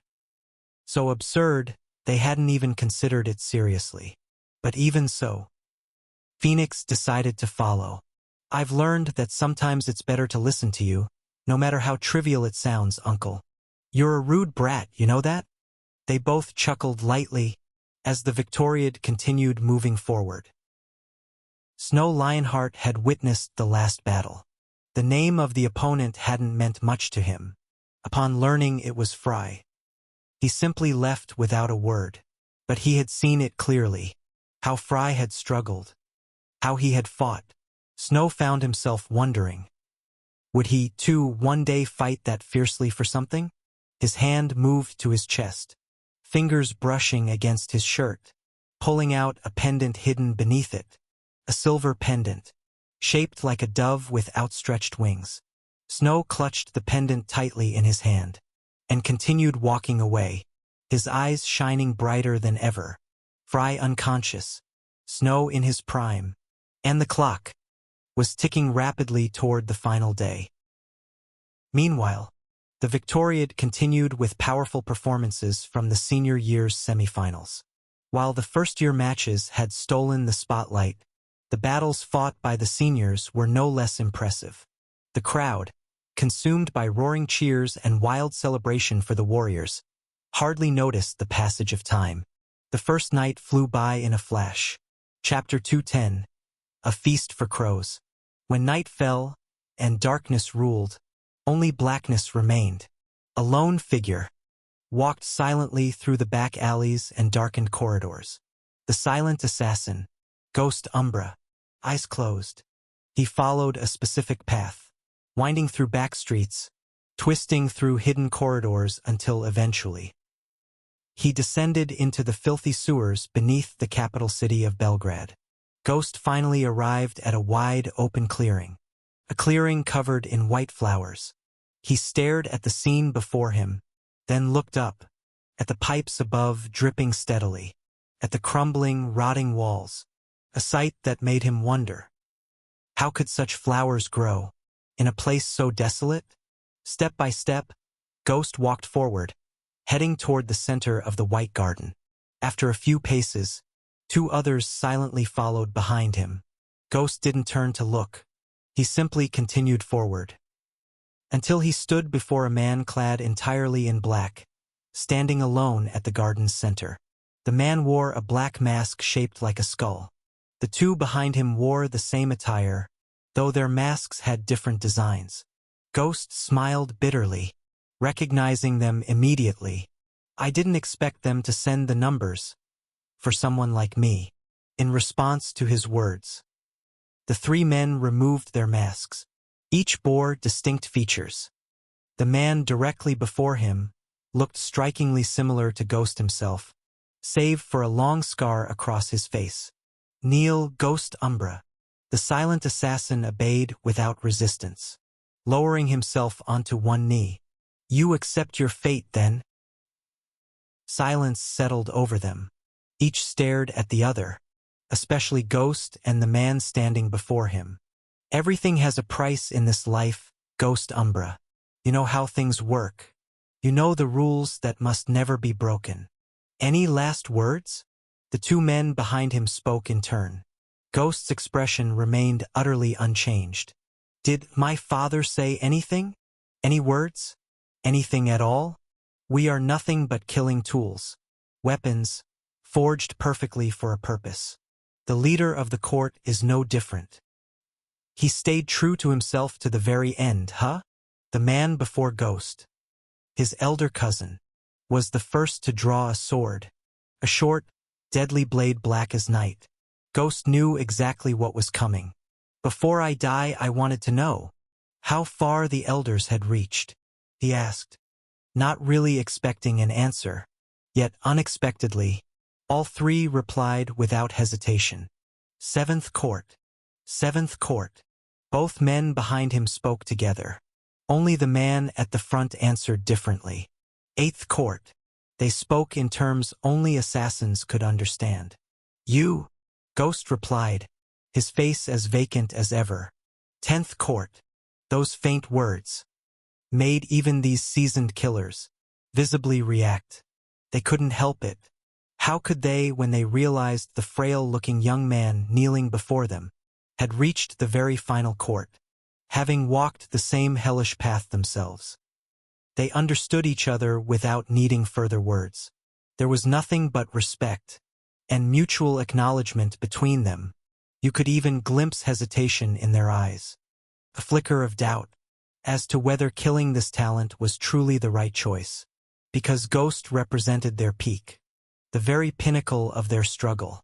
But orders were orders. Both men behind drew their blades. Ghost lowered his head. He had known from the start that escape from the Shadow Court was impossible. Facing the numbers head-on was a foolish notion. And so, waiting for the end, Ghost muttered softly, I have no regrets. He had trained harder than anyone else.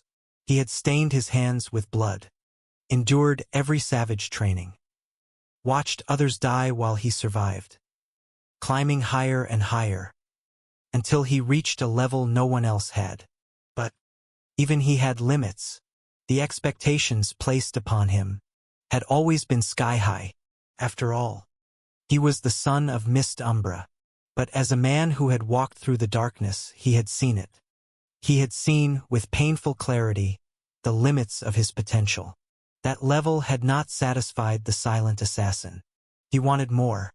He wanted an ending worthy of all he had endured throughout his life. And it was then he understood that darkness was nothing without light. In the end, he had risked everything for his beliefs, fighting against Snow Lionheart. To die now, after fighting for what he believed in, that was simply his fate. I have no regrets. He had come so close to discovering the answer, but what awaited him in the end was the executioner's blade. The assassins raised their swords. Their reflections gleamed across Ghost's face. And without warning, the white flowers were dyed red. Blood gushed forth, staining that isolated place. Ghost stared, wide-eyed, as two heads rolled past him, still unable to grasp what had happened. Soaked in the blood of those men, the leader spoke, after cutting down his companions. Ghost Umbra, the Shadow Court has judged your actions. The verdict: blood must be spilled. The leader gripped his sword and raised it high. You once asked about your father's words. Very well. Listen carefully.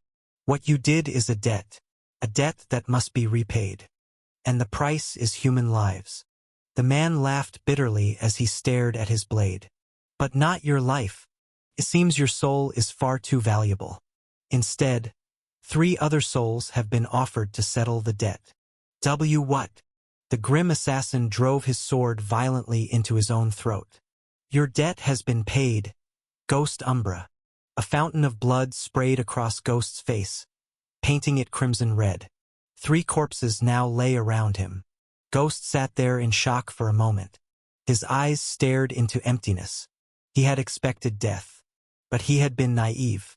What I do from now on will decide whether others live or die. Mist Umbra's message had been cruel this time.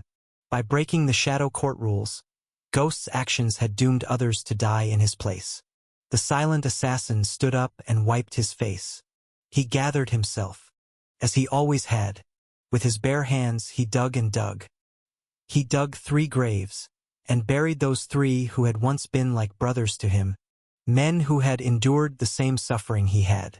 After covering them with earth, the silent assassin stood once more and walked away. May you find peace.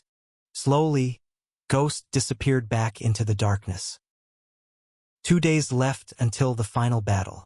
As night fell, everyone else slept soundly in their beds, away from the chaos of the world. But the young man with golden eyes and brilliant white hair drifted far away in his dreams. Snow Lionheart, summoning memories of a past long buried. On the outskirts of the Empire, far away from the noise of the great cities, far from the turbulence of life. Amidst a lush green plain, a beautiful place that lifted the heart, there stood an orphanage.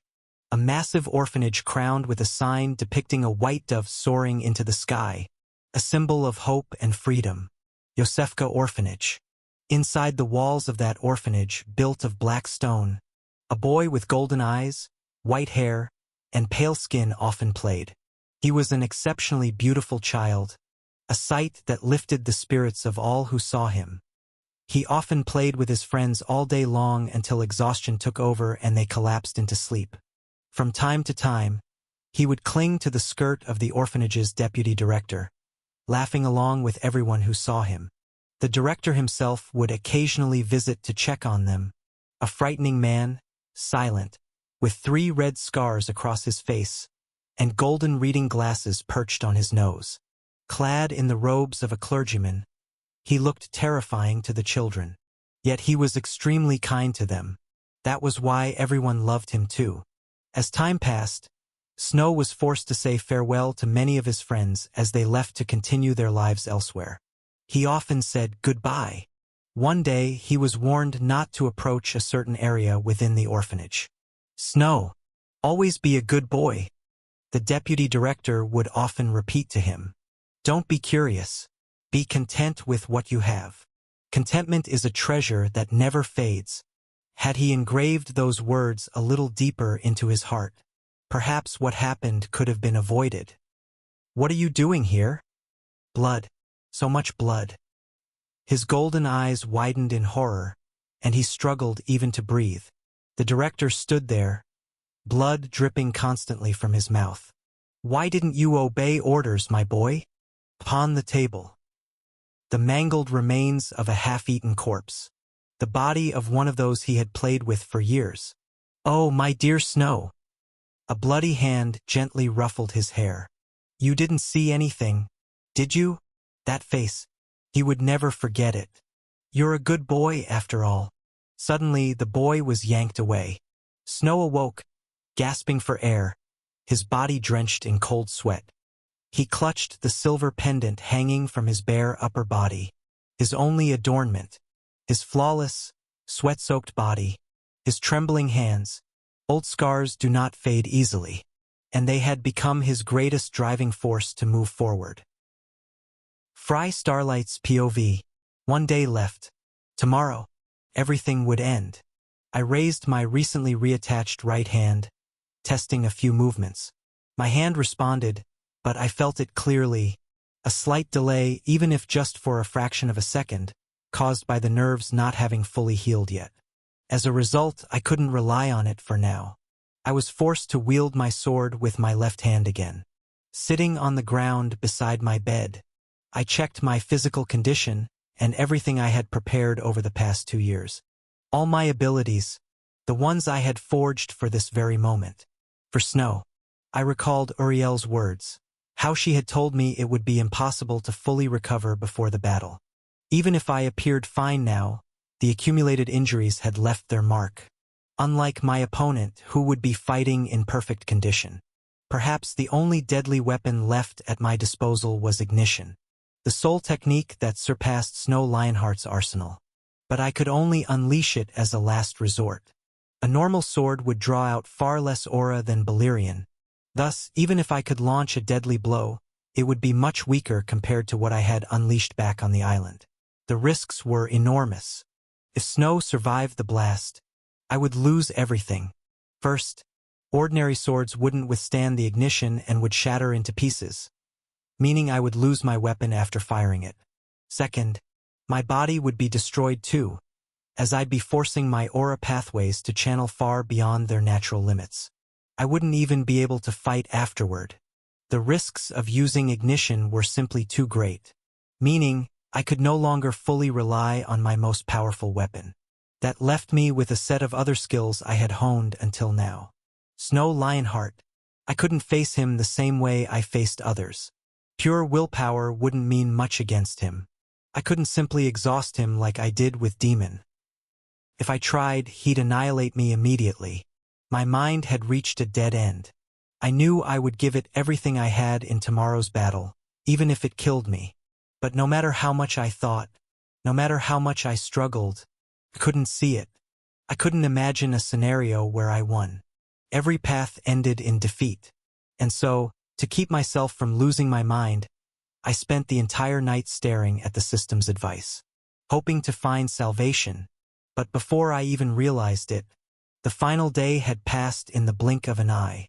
And now I was walking toward it, toward the appointed day. Today, I will write the ending of this journey. Chapter 211. Fry Starlight vs. Snow Lionheart 1. World Arena. The thunderous roar of the crowd shook the colossal arena. Citizens from across the empire gathered, their excitement palpable for the most prestigious tournament's grand finale. Energetic music blared through the speakers, while scenes of past battles replayed on the massive screens, each moment highlighting the brilliance of the two warriors about to clash. Fry Starlight vs. Snow Lionheart. This final felt more like a storybook clash than a mere competition. A battle between a hero and a villain, drawn in broad, unmistakable strokes. Both fighters had carved their legends into the tournament with traits that fit those archetypes perfectly. No one had seen this final coming. From the moment the brackets were drawn, the world had expected a duel between Demon Valerian and Snow Lionheart. They had guessed half right. The anomaly, the unexpected miracle, was Fry. His rise to the finals felt surreal, a series of victories stitched together by sheer, stubborn will. And yet, here he was. The stands overflowed to capacity. Every seat taken, every eye focused on the battlefield. Even students from the senior divisions had come to witness the peak of the Empire's youngest generation. Among them, Ellen White lounged comfortably, an impressive mountain of snacks cradled in her arms. "It's about time," she said, smirking. As if answering her, The skybound screens flashed. Countdown to the finals, 5 minutes. 5 minutes until everything would be decided. Meanwhile, in the Empire's vast betting circles, the tension was electric. The stakes had soared to heights unseen. Despite the excitement, no one could deny the disparity between the finalists. Even a child could see it. Snow Lionheart was on another level entirely. Current rank. One stood at the peak of rank B, while the other lingered at the top of rank C. Elements. One was a monster who commanded them all. The other wielded only darkness. Dueling skill. One had reached the 5th level while the other stood at the 4th. Combat style. It was the only category where people sensed a close match. Phrase technique was no joke, but even that was far from enough. No matter how many possibilities they imagined, the crowd could only see one victor, and his name is Snow Lionheart. In the Starlight Families section, Carmen sat beside Ada, both silent as they watched the preparations unfold. Ada's face was carved with anxiety. His opponent is Snow Lionheart, she whispered bitterly. The final boss, the Empire's shining champion. Knowing her brother's stubbornness, Ada couldn't shake the dread coiling in her chest. Could Fry even survive this battle, let alone win? Carmen, usually quick to offer sharp remarks, said nothing. Even she hesitated this time. Fry had shown them many miracles. He had revealed hidden depths and secrets few could have imagined. And yet, despite everything, could he really stand against this? After witnessing Snow Lionheart in the earlier rounds, Carmen realized something chilling. She hadn't felt this kind of overwhelming presence since Abraham Starlight himself. The very memory left her rattled. Thus, she couldn't choose a side, couldn't even summon a prayer of hope. The betting closed. Snow Lionheart 99%, Fry Starlight 1%. The numbers were brutal. That 1% wasn't faith. It was madness. It's time. Ivor's voice echoed across the arena, carrying an air of solemnity. And at once, all attention turned to the center of the battlefield. Fry Starlight's POV. The light at the end of the tunnel. That was what I had been chasing all this time. A single, thin thread of light. And now I stood before the end of that tunnel. I walked forward slowly, the brightness growing until it overwhelmed me, drowning me under the spotlight above and the thunderous roar of the crowd. For a moment, I simply stared at the arena around me. The stage had been magically expanded since the last time, giving us a vast battlefield to unleash our strength. The crowd was at the peak of its excitement. They cheered wildly, their eyes all focused on the figure standing at the far end of the arena, clad in his white armor adorned with gold. Snow Lionheart. They screamed his name. I moved forward as well. His golden, vibrant eyes met mine. The dead, black eyes that mirrored no life at all. We were reflected in each other's gaze. He looked serious, with none of his usual easygoing demeanor. Snow Lionheart wouldn't accept defeat today. That much was painfully clear. Standing between us, Ivar Valerian wasted no time. I could feel my heart pounding violently with every slight movement the headmaster made as he prepared to give the signal to start. All my skills. Everything. To the absolute limit. Tension flooded through me. I was ready to pounce the very moment the signal was given. But I froze when the golden-eyed youth suddenly spoke. Fry, before we begin, can I ask you something? What? What does it mean to you? This match. The whole victorate. I hadn't expected that question at all. But I answered plainly. It means everything to me. I see. That's why you fought so desperately to reach this point. Snow drew his slender sword, gripping it firmly in his right hand. I mirrored him, drawing my own blade. We're alike, Fry Starlight. Those words, coming from him. Alike? In what way exactly? I neither denied it nor agreed. I simply replied vaguely to the hero who continued speaking words I hadn't anticipated. Both of us, neither of us can afford to lose today. With a faint smile, I gathered my dark aura. You're right. He too had his reasons, perhaps even deeper than mine. for why he couldn't afford to lose. I knew that. Even when it came to the sheer will to win, Snow wasn't inferior to me in any way. But even so, I would win no matter the cost. Begin! The signal was given. It was the beginning of the end. Ascension. Hawkeye's. Phantom steps at maximum output. I drew out as much of my SSS rank Dark Aura as I could. I lunged at him with everything I had, unleashing the strongest strikes from my 10,000 steps of shadow. And with frightening precision he moved too. Wielding Starlight Aura, the very element once famed among the Starlight family itself. We clashed in an instant. The moment our blades collided, sparks exploded outward violently. I could feel the overwhelming weight of his sword pressing against mine.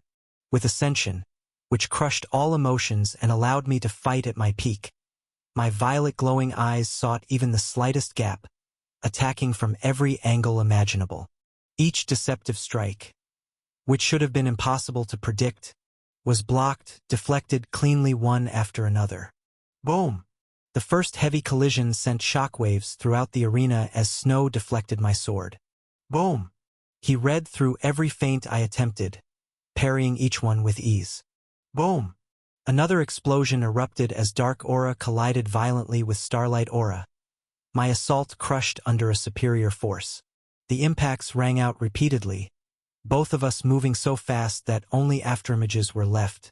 Even though we hadn't budged from our spots, we were locked in a whirlwind of swords, every clash sending arcs of fire into the air from the sheer force of friction. The fire ignited fiercely around us, almost without us even realizing it. It was terrifying, terrifying beyond belief. This was my full power, the absolute peak I could reach without Balerion.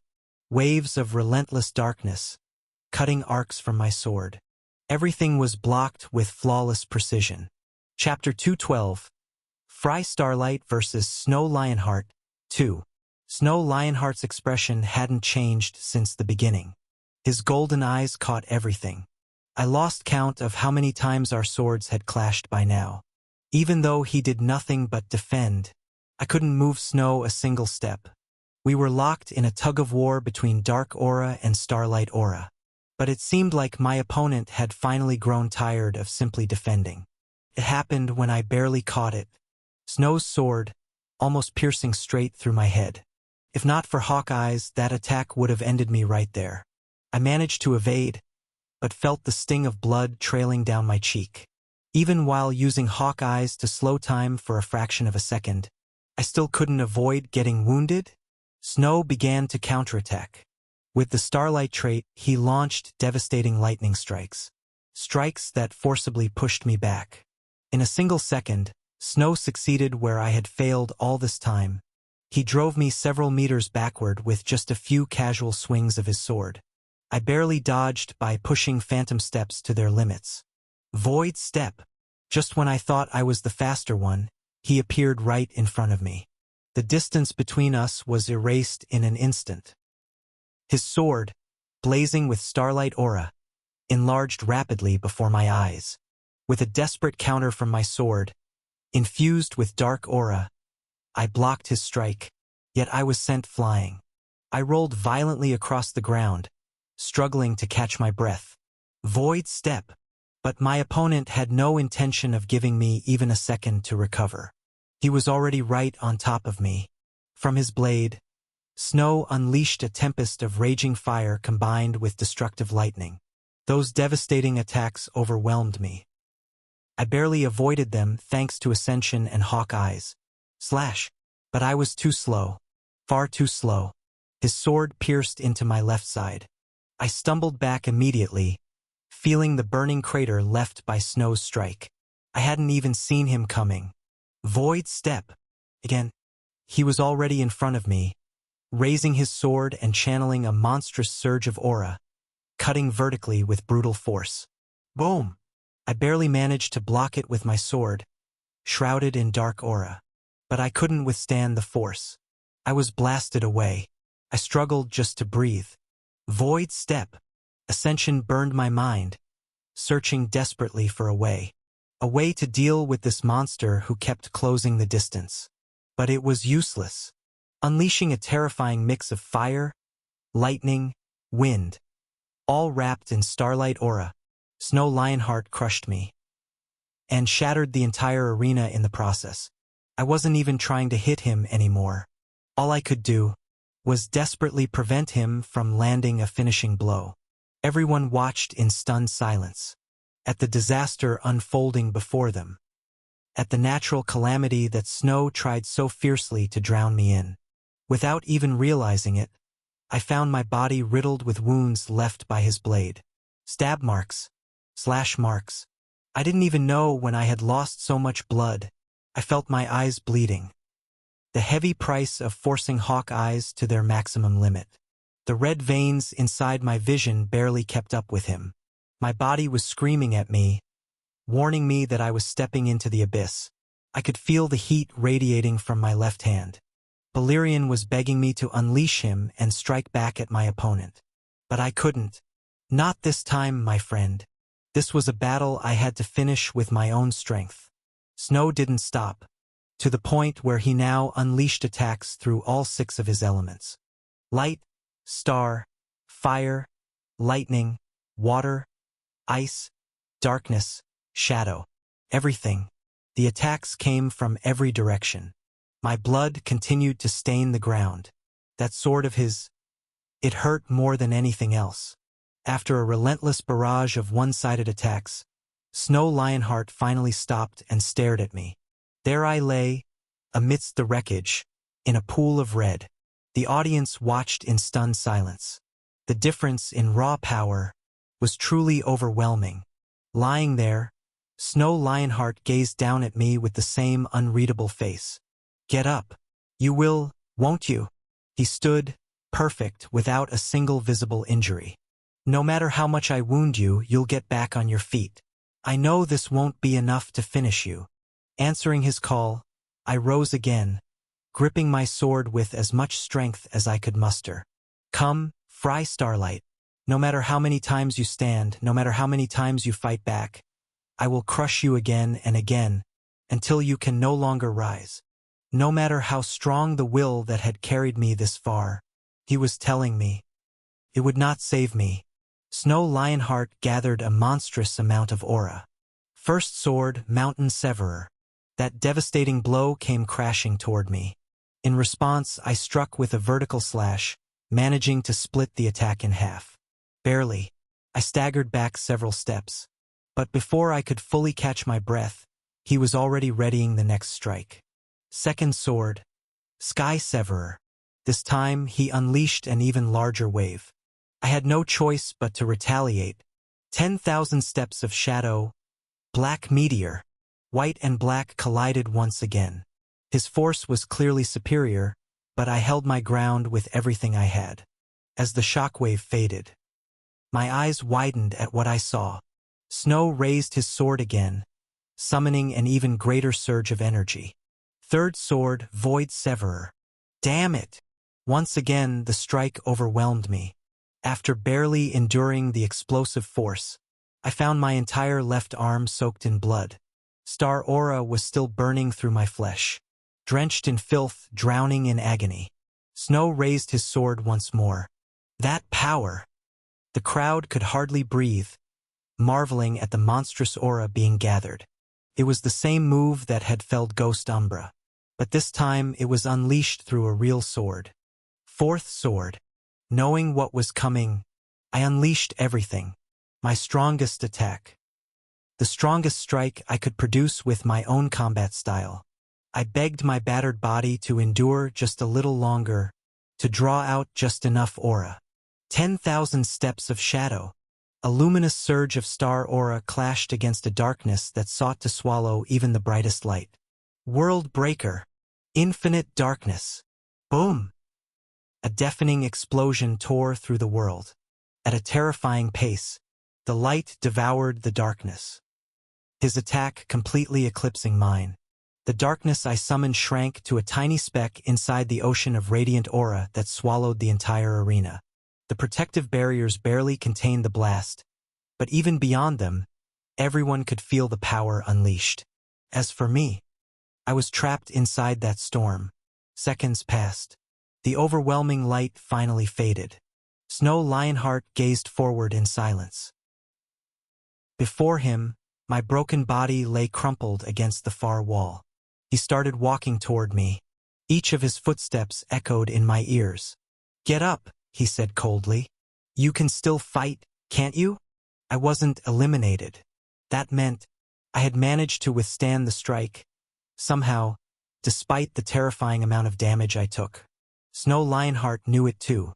I spat out blood. A lot of it. Seeing all that blood pooling on the ground, I laughed. I laughed so much, truly. Chapter 213. Fry Starlight versus Snow Lionheart 3. Ah, father, mother, did you ever imagine your son would end up coughing up this much blood? If you were here right now, I wonder, what kind of expressions would you show me? Would you grieve for me? Would you cry for me? I was suffering.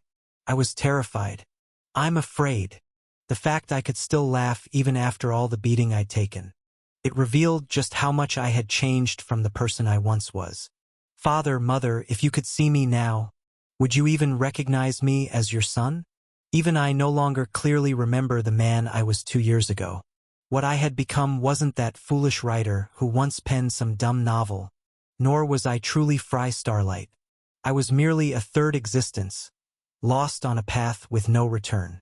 I stood once more, stepping toward snow, leaving bloody footprints behind me. There were too many things weighing on my mind. Far too many. But the one thing I knew for certain was that I missed them, so much that it felt like my soul was being torn apart every single day. Snow Lionheart, you have no idea how much I envy you.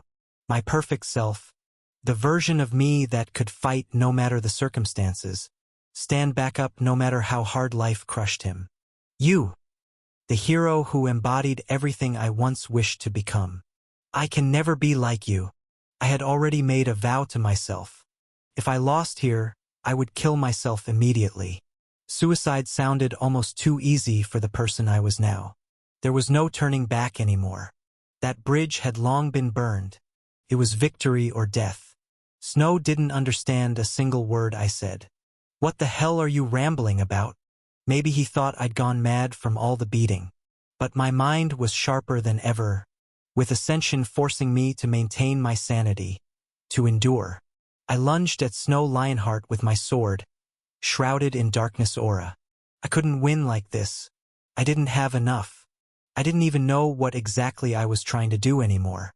But I decided to throw everything aside, to focus solely on that one piece of advice the system had given me, to attempt reaching a strength I didn't yet understand. Look into the mirror and understand the reflection. You are my reflection, Snow. I looked at him. Our swords clashed instantly, locking us into a fierce, relentless exchange, the sound of steel clashing filling the air. Every blow pushed my battered body further beyond its limits. But I had made my decision. I would solve this mystery, the enigma called Snow Lionheart. Or I would die trying. Boom! Boom! Boom! From every clash of swords, blood spilled. Snow Lionheart frowned in confusion as he saw his opponent completely change his fighting style. He flung me away once, then twice, then 3 times. Yet I still swung my sword again, my eyes wide open, locked solely onto him. Snow! Snow Lionheart, I can't see anything in this world. Everything was swallowed in blackness. In all that darkness, you're the only thing I see. You are everything I see. Snow! Snow! Snow Lionheart's eyes widened as his opponent revealed a completely different style of combat while fending him off. My defense had grown fragile. My attacks became utterly chaotic. Blow after blow landed harder and harder. Snow continued to spill my blood. What are you trying to achieve with this? Fry Starlight. Slash! With a swift strike, I felt his sword pierce deep into my abdomen, causing my intestines to spill out. With my right hand, I grabbed those guts, forcing them back into place, clutching the wound tight, while swinging my sword with my left. Get back inside, Damn it. The pain was on a level of its own. My bloodied vision, that searing agony, even with ascension activated, it barely kept me sane. In that miserable state, I continued attacking, staring at Snow with wild, unblinking eyes, making me look like a madman. At some point, I could no longer hear anything. There was only Snow, dancing with me in the darkness. I wondered, how was I still conscious? One hand holding my gut, the other wielding my blade. Still trapped in a whirlwind of swords against Snow. So many emotions flooded through me. Among them, nostalgia, and a familiar feeling. Something kept me from falling. Something pushed me forward. I remembered those moments when the statues dragged me deep inside the Shadow Sect. How I stayed conscious even when all I wished for was death. I felt submerged. My body moved on its own. Maybe it was because my opponent was Snow Lionheart. That extension of myself, the one I knew everything about. Every movement, every breath, every glance. I knew it all about that man. The more I focused on him, the farther away my body drifted. Boom! Boom! Our swords clashed, faster and faster. Snow Lionheart unleashed his full strength, desperate not to remain trapped in such a maddening battle. But I endured. Everyone watched, disbelieving what was unfolding before their eyes. Shrouded in swirling darkness, I felt my head burning. We were still there, Snow and I, locked in the abyss. But his strikes, his patterns, somehow, they became crystal clear to me. Everyone saw it. When I no longer merely blocked Snow's attacks, but began to counter them too. Wielding my sword with just a single hand, in that thick darkness, I barely caught a glimpse. I barely heard it, the laughter, the screaming, the roaring cries. 7 dark figures danced wildly around us. They shrieked with abandon. They laughed uncontrollably. They spun around me in pure joy. Perhaps it was because my opponent was Snow, of all people, that I was able to achieve something I had never reached against anyone else. Because I knew everything about that young man who was, in a way, an extension of myself, I was able to reach it, the level required for it. My sword became faster, stronger. With a bloody smile, I howled along with them as my body danced. Above the system screen, the display flickered, burning in new letters, engraving something unprecedented.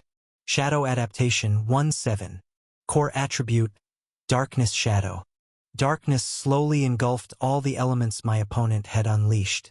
My body launched counterattacks against his abilities as my shadow vanished from the ground. I felt my strength double, with my own shadow reinforcing my battered body. My senses sharpened to an unbelievable degree. I could see it now, so clearly. I laughed maniacally. I can see it, you bastards. The black flame atop my sword dimmed, transforming into something closer to a shadow. Just a faint, dark sheen on the blade's surface.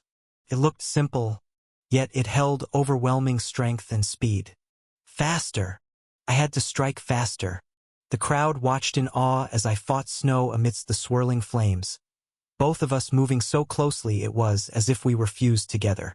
Snow Lionheart stared at me in disbelief. And who could blame him? His opponent, who had been utterly overwhelmed just moments ago, was now fighting him evenly. Every move he made, it was as if I had foreseen it, responding with perfect counters. We exchanged thousands of blows. Every single one parried perfectly. Logic had long since abandoned the battlefield. And after countless exchanges of blood and steel, for the first time blood splattered. Real blood. Snow retreated with a void step, his hand instinctively reaching for the shallow wound on his shoulder. A simple cut, but I had hit him, though the vermither within him had already begun healing the injury. But the blood staining his palm was undeniable. With an unmatched smile, Snow's aura exploded in dazzling colors as he looked at me. You really did it, Fry Starlight. Even I didn't fully understand what was happening anymore. Caught up in a wave of pure hysteria, I screamed at him. Come at me, Snow Lionheart. Let's keep fighting. Chapter 214. The end of one journey, the birth of another. Both of us charged at each other. I merged with my shadow, shrouded in a dark glow, while Snow shone brilliantly in the light. We clashed, sending thousands of black and white streaks slicing through the air, colliding violently. Each strike released a burst of fiery sparks, setting the arena ablaze in a frenzied inferno. The crowd could only watch as we battled within that hellfire. More! More! Snow Lionheart unleashed everything he had. Although I could block all his attacks perfectly thanks to the shadow adaptation, he still managed to land hits. Even though I fought him evenly, even though I had found a way to counter him, he still broke through. Snow! I screamed, attacking even faster. I unleashed a type of aura I had never used before. My vision had turned completely red. After pushing hawk eyes to their limits for too long, I was practically blind. But even so, I could still see Snow Lionheart with absolute clarity. We moved at impossible speeds, landing blow after blow upon each other. My shadow, now fused with my body, dulled the damage I took. Meanwhile, Vermithor inside Snow's body continued healing him, although the healing was no longer as effective. At this level, I sweated blood instead of sweat. Launching our strongest strikes at one another, both of us were hurled into the arena barriers. And the moment our backs hit the walls, we immediately launched ourselves forward, crashing into each other again. When even our swords could no longer cut through the clash, we ended up headbutting each other, smashing forehead against forehead like two rabid beasts. Snow Lionheart's face was now bloodied, twisted into a terrifying smile. The same smile that had spread across my own lips. We truly were two sides of the same coin. The battle raged on. The show continued. I slashed him, punched him, I headbutted him. I no longer knew what I was even striking him with. But Snow Lionheart wouldn't fall. We were the same in that regard. More. If I wanted to defeat him, I had to push further, hit harder. More. Snow roared as well. His thoughts mirrored mine. We had to crush each other with everything we had. Fry wouldn't fall to this level of attack. More. Snow wasn't so weak as to lose here either. More blood. He wouldn't go down. Neither would I. More blood. More filth. More madness. Somehow it felt like we could hear each other's thoughts. The endless exchange of blows went on and on. The audience couldn't comprehend what they were witnessing, and the only clear thought left in their minds was that Fry Starlight somehow had erased it. He had erased that massive gap that once separated him from his opponent. After that relentless storm of strikes, torn bodies, spilled intestines, half-severed arms, bloodied faces, one with golden eyes burning brightly, and one whose eyes shone with a radiant violet glow. We stared at each other, gasping for air. I had no idea how I was still standing. That shadow wrapped around my body was somehow holding me up, as if telling me, "Do not fall now." I had gained a power I didn't fully understand, but even that wasn't enough to bring him down. The flames around us raged so fiercely they reached the skies. Amidst those roaring fires, Snow Lionheart's body began to glow. "You're truly incredible, Fry Starlight." My eyes widened as I saw that light. Snow stood there inside a strange circle, a magic circle etched with incomprehensible runes, spinning violently around him. "Be proud of yourself. You're the first who ever made me bring out everything." The hidden strength he had kept sealed away, the power that Ghost once longed to witness. I saw Snow's 6 elemental powers converge into a single force. I witnessed the birth of his greatest weapon, much earlier than it should have come. It was the grand cosmic formation. I muttered hoarsely, almost unable to believe what I was seeing. It was the very skill that had once inspired me to create my own ultimate skill, Ignition. By fusing all his elements into a single force, he was like a nuclear reactor melting everything together into one devastating blow. A single strike. Snow Lionheart was now forging his own explosion, his ultimate attack. The grand cosmic formation. A skill he was never supposed to acquire this early, and yet here it was, unfolding before my eyes. Above Snow's sword, an aura of countless colors manifested, an array that represented all of his elements. The pressure alone buried me deeper into the ground. Thank you, Fry Starlight, for showing me the path. Snow Lionheart raised his sword high, and the entire world gazed up at that brilliant, blazing blade in sheer awe. Snow Lionheart's smile gradually shifted the moment he saw my body beginning to crack, violet lines surfacing across my skin as that devastating aura flooded into my sword. I, too, burned with a radiant violet glow, standing against his brilliance. Two luminous stars, poised to collide. Fry, you! I'm the one who should be thanking you, Snow Lionheart. Without you, I would have never reached this point. Both of us raised our swords high. Unlike me, Snow's attack had no side effects. In other words, if I failed now, it would be over. The sea of SSS-ranked aura crushed my aura pathways until they burst, as I forced every ounce of strength from within me. The crowd stared in pure disbelief at what was unfolding. Ivar Valerian shouted as a wave of fear swept through everyone. The barriers won't withstand this level of power. But who cared anymore? Our eyes saw nothing but each other. And in a single moment, everything exploded. Ignition. Like two nuclear reactors, we both unleashed everything. A deafening explosion shook the heavens, light and darkness swallowing one another. The entire arena quaked violently as the barriers barely held under the impact. The mages struggled desperately to contain it. Inside the arena, everything was obliterated, amidst the white and black chaos. Snow and I vanished. In that instant, I prayed with all my heart that this would be enough. In utter shock, with wide eyes and gaping mouths, the entire world watched. Phoenix sunlight stared at the nuclear eruption before him. It was much weaker than the one he had seen that day, yet somehow felt exactly the same. Everyone's minds went blank. Could first-year students truly unleash something like this? The audience sweated profusely in their seats, shaken to their core by the earthquake of the blast, waiting breathlessly to see the outcome of the catastrophe. And at last, the result came. The arena had become a giant crater. Everyone saw what had happened. I felt my shattered body buried deep within the broken wall. My sword had exploded into fragments after triggering ignition. My aura pathways had burst again, and my body had reached its absolute limit. I didn't even know why I was still alive, with my intestines spilling out before me. But I didn't care about the pain. I was only searching for him, Snow Lionheart. What happened to him? And then, I found my answer. His sword was buried deep into the ground, while he crawled slowly toward it, bloodied just like me. His once white hair now stained a deep crimson, but he was still conscious. Seriously? Even ignition hadn't been enough. That's how monstrous he truly was. Until the very end. Snow Lionheart continued to crawl toward his sword. He had to fight.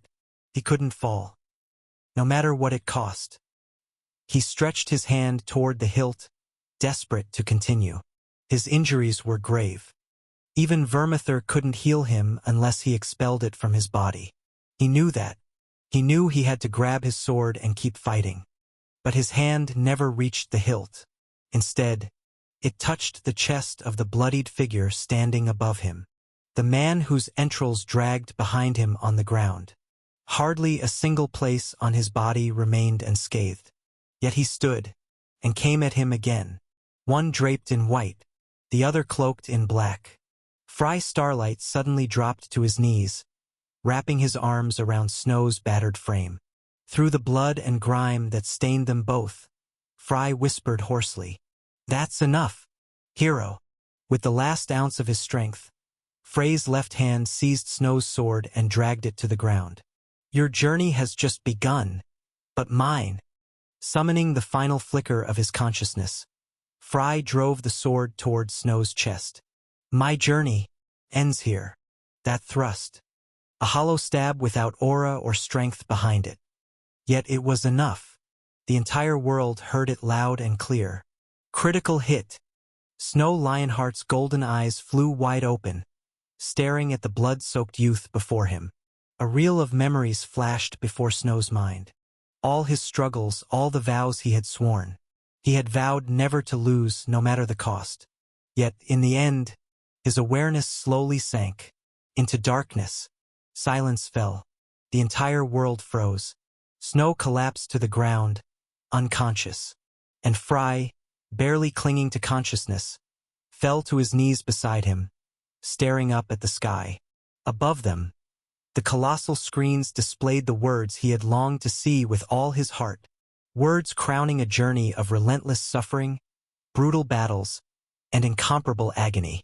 Ada Starlight stared at her brother. At that blood-soaked, sweat-drenched face. A face that shed something else as well. Tears, and a smile of pure release. A face she had never seen before. A face carrying emotions she would never truly understand. And then, only moments later, Fry collapsed beside Snow, unconscious, at the heart of a crater of ruin.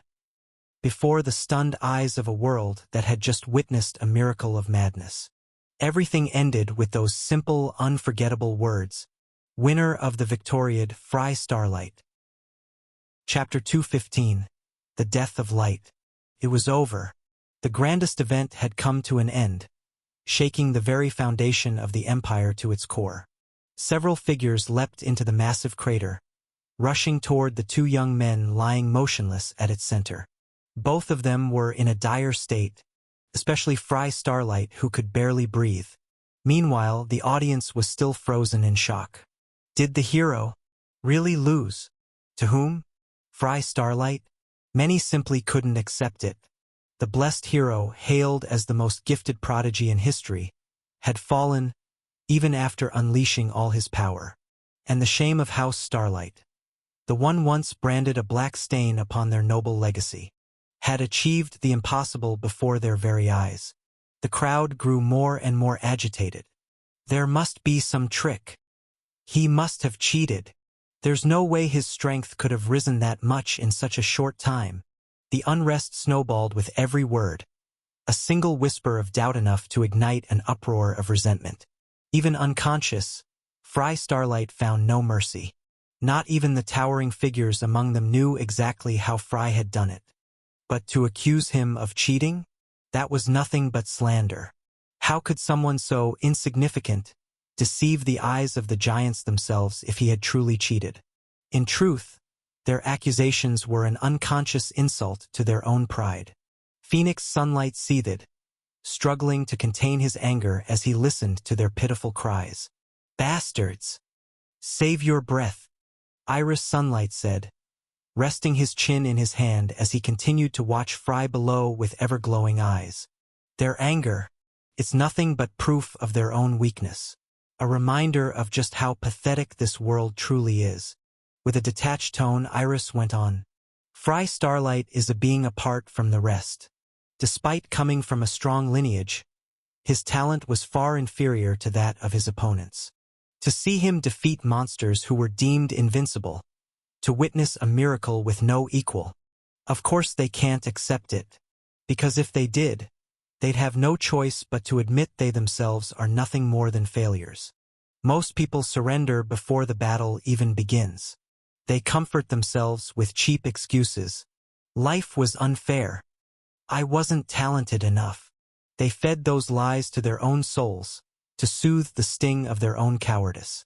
But now, Fry Starlight, with nothing but meager talent, had crossed the chasm they couldn't even fathom, through blood and through steel.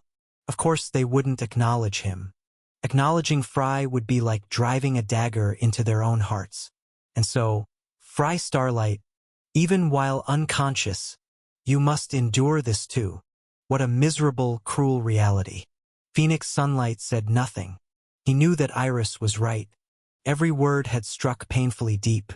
Even after all that agony, all Fry received was scorn and hatred.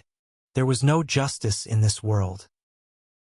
Fry Starlight's victory carried devastating consequences.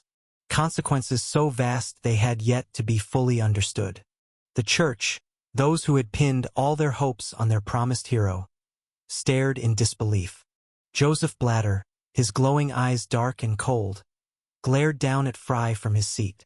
The chosen hero, the bearer of Vermithor, had fallen. Everything had been shattered. The grand design that had taken so long to build was now in ruins. The high priest's grand vision, to unite the empire under the hero's rise, was now crumbling before his very eyes.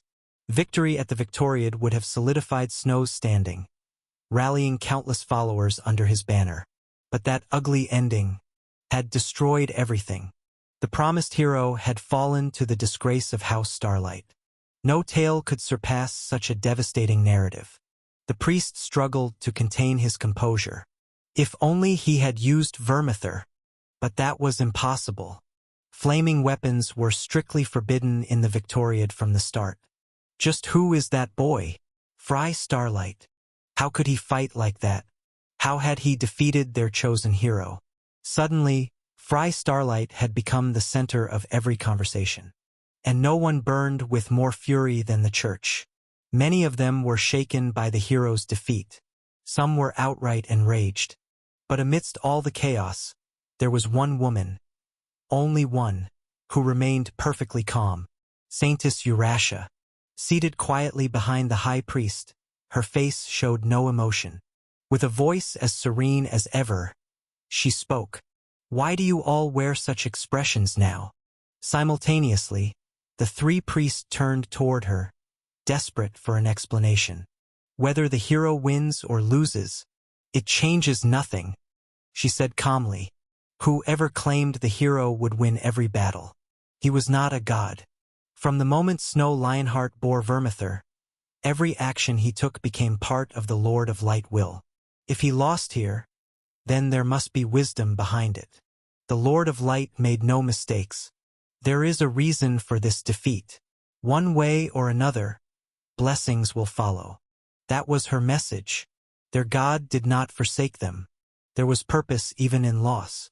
Joseph Blatter remained silent, but he gestured toward one of the archbishops seated below him. Your command, my lord? Make sure everyone hears the saintess's words. As you wish.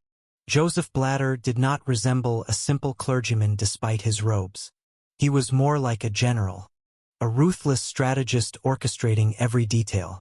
Using the saintess's words, he restored the congregation's faith, calming the chaos within the church. In the old priest's eyes, Fry Starlight had already ascended to a high, undeniable rank. As for their chosen hero, his time would come. Snow Lionheart would fulfill his destiny when the right moment arrived. The church moved swiftly to stabilize itself. The archbishops carried the bulk of the burden. They were the true pillars holding the church together, while the bishops were merely its public face and weapons of war. Among the busiest was a young man with white hair, reading glasses, and a black robe.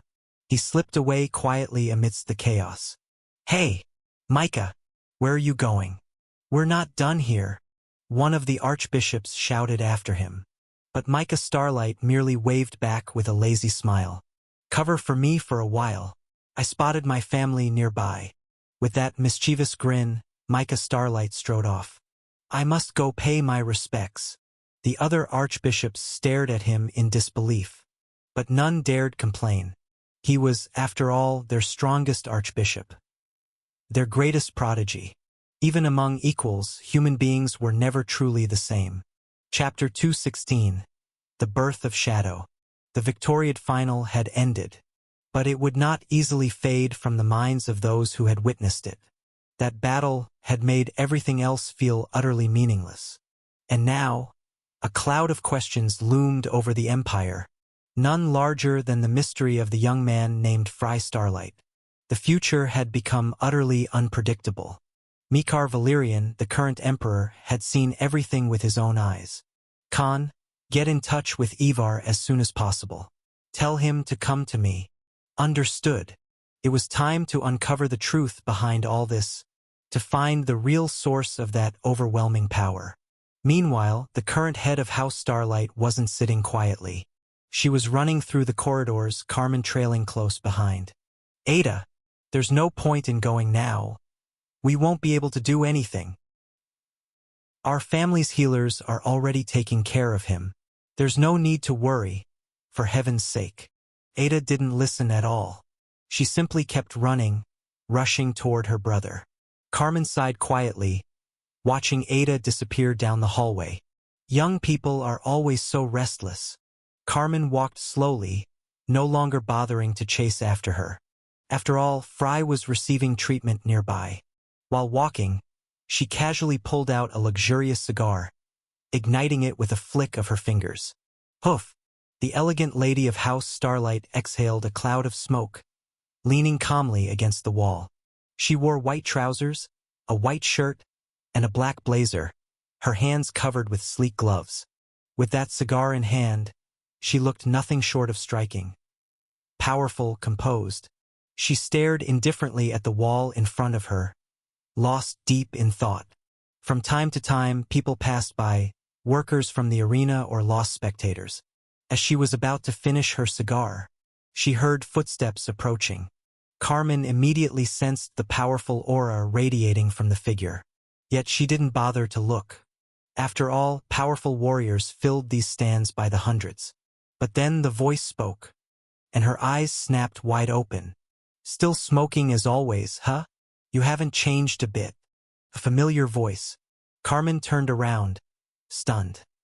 Her face twisted in a frightening mixture of emotions. Before her stood a young man, smiling, his black eyes glowing faintly behind his reading glasses. Micah, why do you look so surprised? As if you've seen a ghost. The young man walked casually toward her. How many years has it been?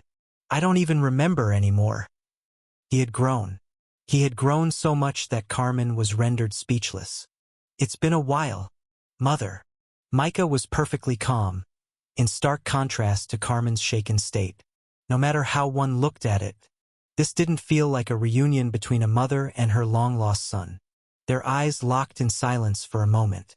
You've gotten much stronger. SS rank. Huh? Congratulations. Facing Micah's casual tone, Carmen finally snapped, raising her voice in frustration. What are you doing here? Just doing my job. I became a bishop recently, after all. Why did you leave?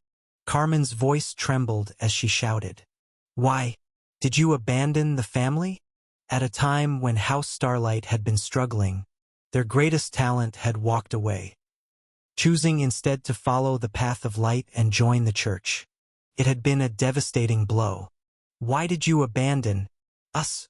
Before the trembling Carmen, Micah's smile widened with clear disdain in his glowing eyes.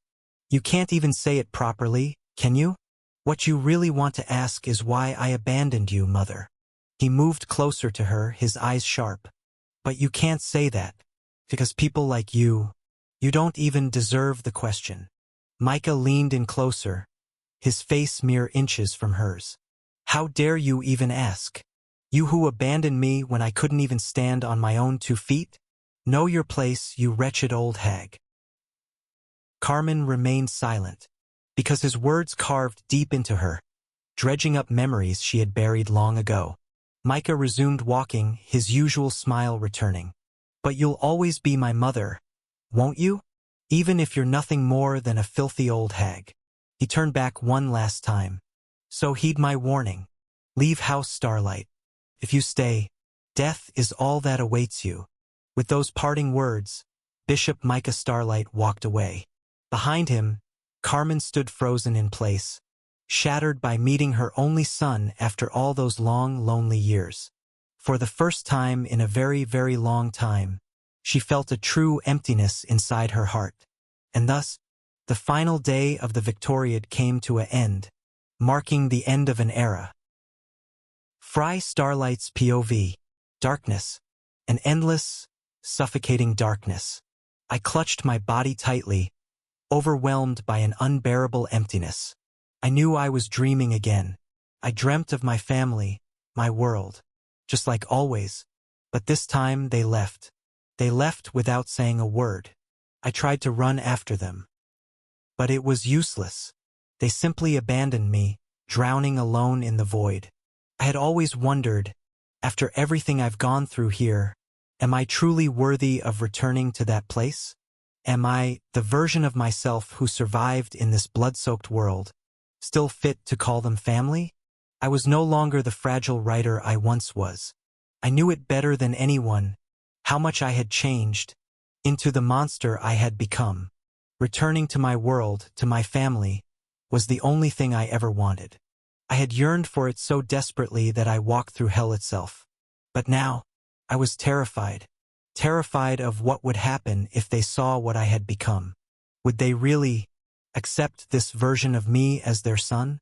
As their brother? As their friend? Who even was I anymore? I ran. And I ran, desperately chasing after the shadows. Despite everything. I really, truly, desperately missed them. Stretching my hand out into the darkness, I suddenly stumbled into a faint, misty light.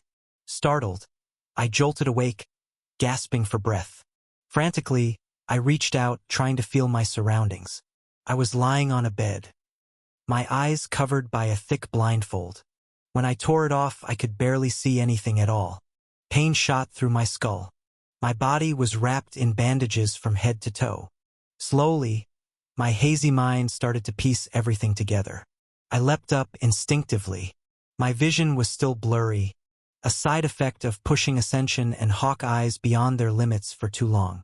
I was practically blind. But none of that mattered. I won. I had won the Victoriad.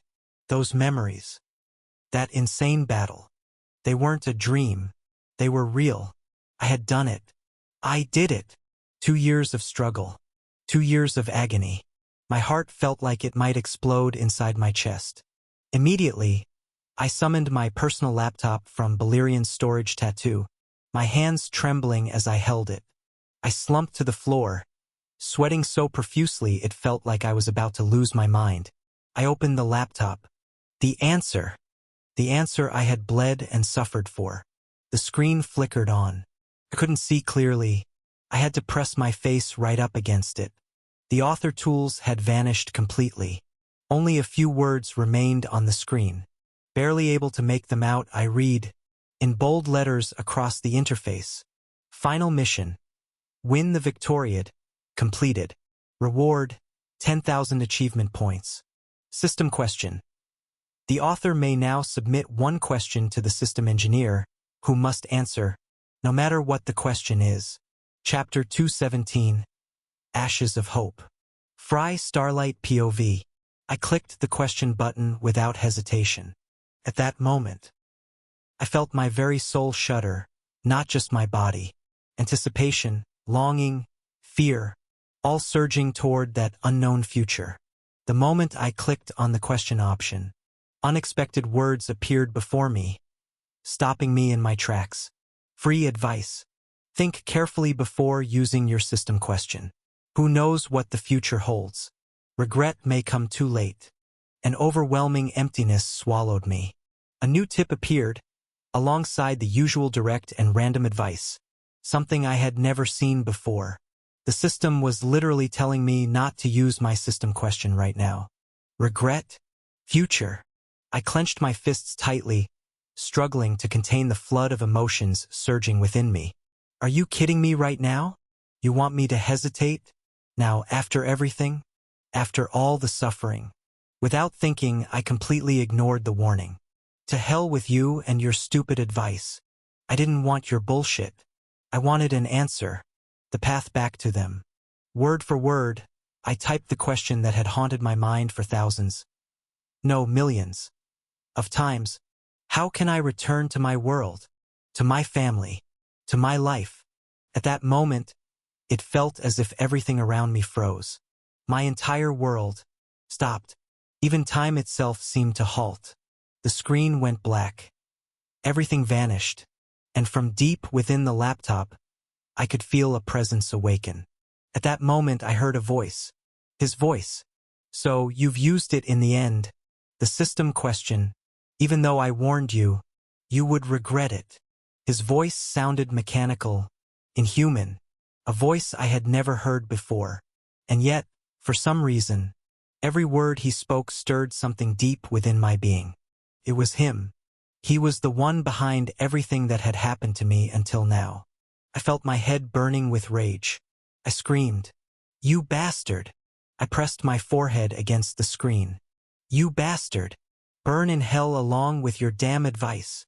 I screamed until my throat burned, cursing the entity on the other side of the screen.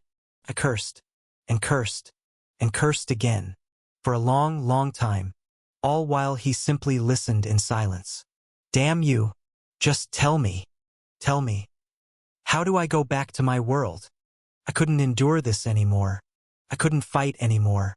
That thin thread of hope I clung to was no longer enough. I had reached my limit. I collapsed before the laptop, my body trembling. "Please. I'm begging you." With a trembling voice, I pleaded for an answer. "Please, tell me, how can I return to them? To my world?" I choked out those words, swallowed by silence. The silence stretched on. A minute that felt like it lasted an eternity. Until, finally, the answer came. "You can't." Just those simple words. And my mind went completely blank. At. I couldn't even form a proper word as he continued speaking. "You cannot return to a world you never left in the first place." What? Writer, author, son, riding in a car with his family that day, heading to work. His words kept pouring out like a relentless machine. In the year 2026, on that night, humanity witnessed an unprecedented disaster. When Gates appeared out of nowhere, unleashing hell and its horrors upon their world. Those words hit me like a violent storm. That blinding light was the light of the gate that opened before them, causing their car to crash and killing them all. They died. Your family died. That's what he was saying. And now, more than 300 years later, here you are, reincarnated. Not as that writer, but as your true self, Fry Starlight. The voice fell silent, and with it, everything turned dark. No! Every fiber of my being trembled. I could barely mutter the words. No! I had never left my world to begin with. I had been there all along, just in the future. That was the truth. Tears fell from my eyes as I slumped to the ground, my face shadowed in despair. I didn't even know what expression I was making at that moment. Was I screaming? Was I crying? I didn't know. There had been so many hints all along. So many signs. I punched the ground violently. The floor shattered under my fists again and again. If I had thought about it properly, maybe I could have realized everything from the beginning. But I didn't. I chose to ignore it, to cling stubbornly to hope until the very end. 2 years. 2 years of suffering no normal human could have endured. But the worst pain, worse than all of it combined, were those words. They died. They were dead. All of them. I heard a chilling scream, a cry of deep anguish, like the roar of an ancient, enraged beast. And eventually, I realized it was my own voice. Those were my own tears. The darkness thickened around me. They died because of me. Father, the darkness grew even deeper. Mother, if I hadn't written that damn novel. My siblings, if I hadn't created this cursed nightmare. All of them, but no. In the end, you're the one responsible. I screamed, lunging at the laptop with unbridled rage, hurling it through the wall. That thing, that engineer. You're the one responsible. I felt like I was about to explode. I walked, shrouded in a storm of darkness. My vision returned, but I no longer cared about anything. Everything was over now. I found myself inside a hospital. Inside the room I had just destroyed with my own hands. As my consciousness slowly returned, I saw the corpses of all the nurses and doctors sprawled around me. I had killed them all, but I didn't care. Nothing mattered anymore. With a dark, hollow face, I continued walking, smashing everything in my path. At some point, guards began to swarm around me. but I kept moving, after unlocking the first phase of shadow adaptation. And with that strange aura enveloping me, I was stronger, far stronger. I shattered everything around me. I cried tears of blood, mourning my miserable state. They were dead. Why had I fought all this time? Why had I endured all that agony? I didn't even know when it happened, but S-class guards had surrounded me tightly now, restraining my body with all their might, yet I didn't even see them.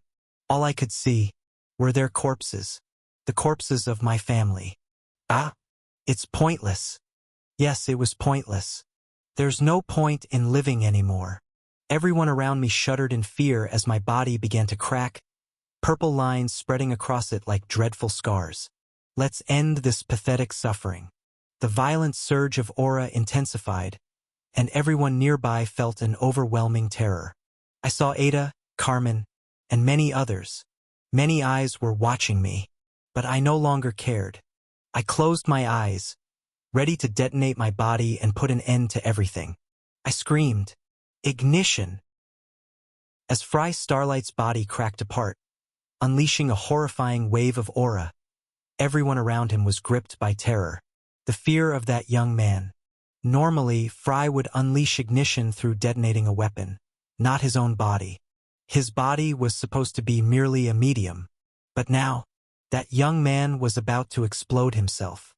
This act unleashed the full force of an SSS-ranked aura domain. Fry Starlight intended to blow himself up, ending his life, and to drag this wretched world down with him. The entire world trembled at that moment. An explosion of that scale wouldn't just wipe out the temple. It would erase the entire capital, Belgrade, from the map.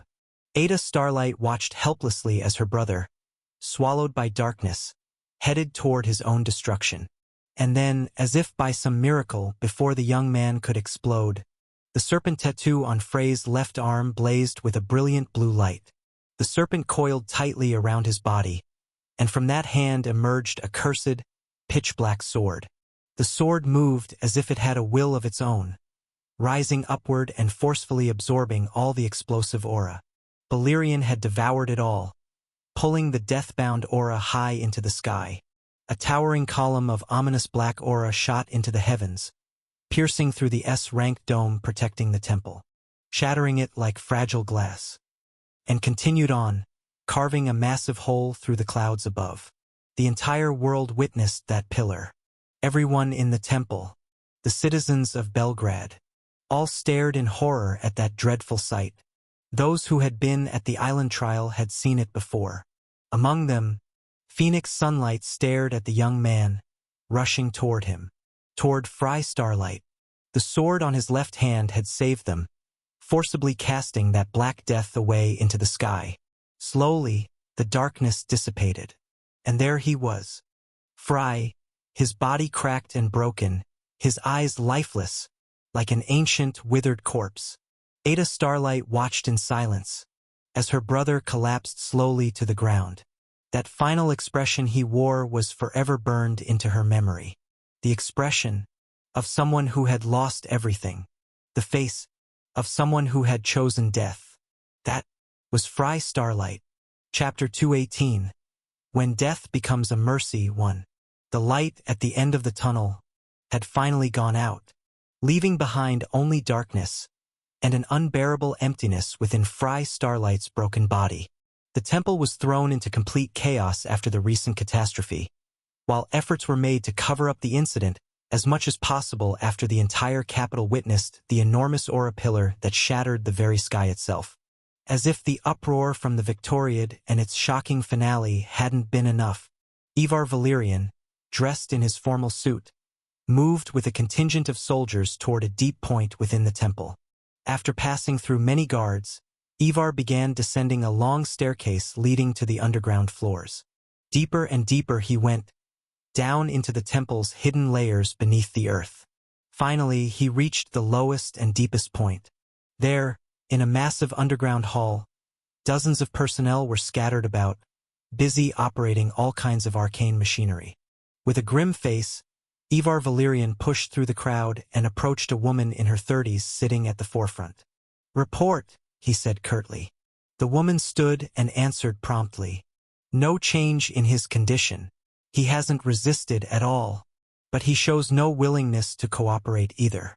It's like he's nothing more than a lifeless corpse.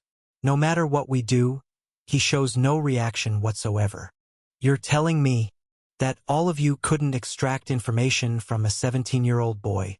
Ivor's voice sharpened with anger. You don't understand, sir. That boy. His body is something I've never seen before, she replied, grimacing. What about magic? Did you attempt a memory search? Some sorcerers could force those weaker than themselves to speak everything they knew.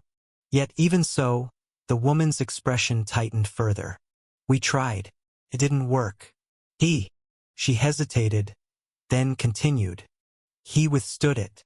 No, he didn't even react to mind control spells at all. As if their attempts hadn't even reached him. Ivar heard enough. I'll handle it myself.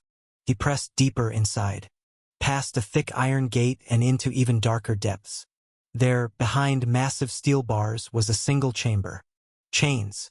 Massive, heavy chains. Writhed across the floor like serpents, all of them binding one man. With disheveled white hair, erect body, and eyes that held no trace of life. Chained and shackled beyond imagination.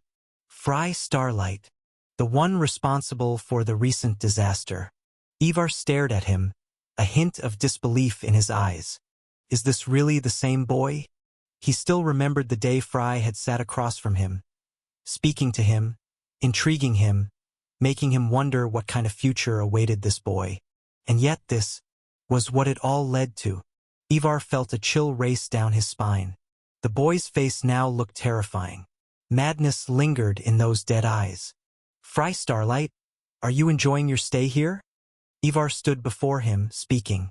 You really messed up this time, Fry. You caused a disaster. 38 people dead. 25 women, 13 men. Nurses. Guards.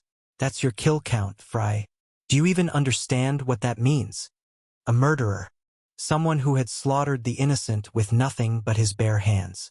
Ordinarily, I'd have you executed immediately. What you've done is more than enough to warrant it. But tell me, is this truly what you want to become, Fry Starlight? Fry didn't utter a single word, still staring vacantly at the ground, bound by chains. A murderer? Just another criminal who strangles his victims with his bare hands.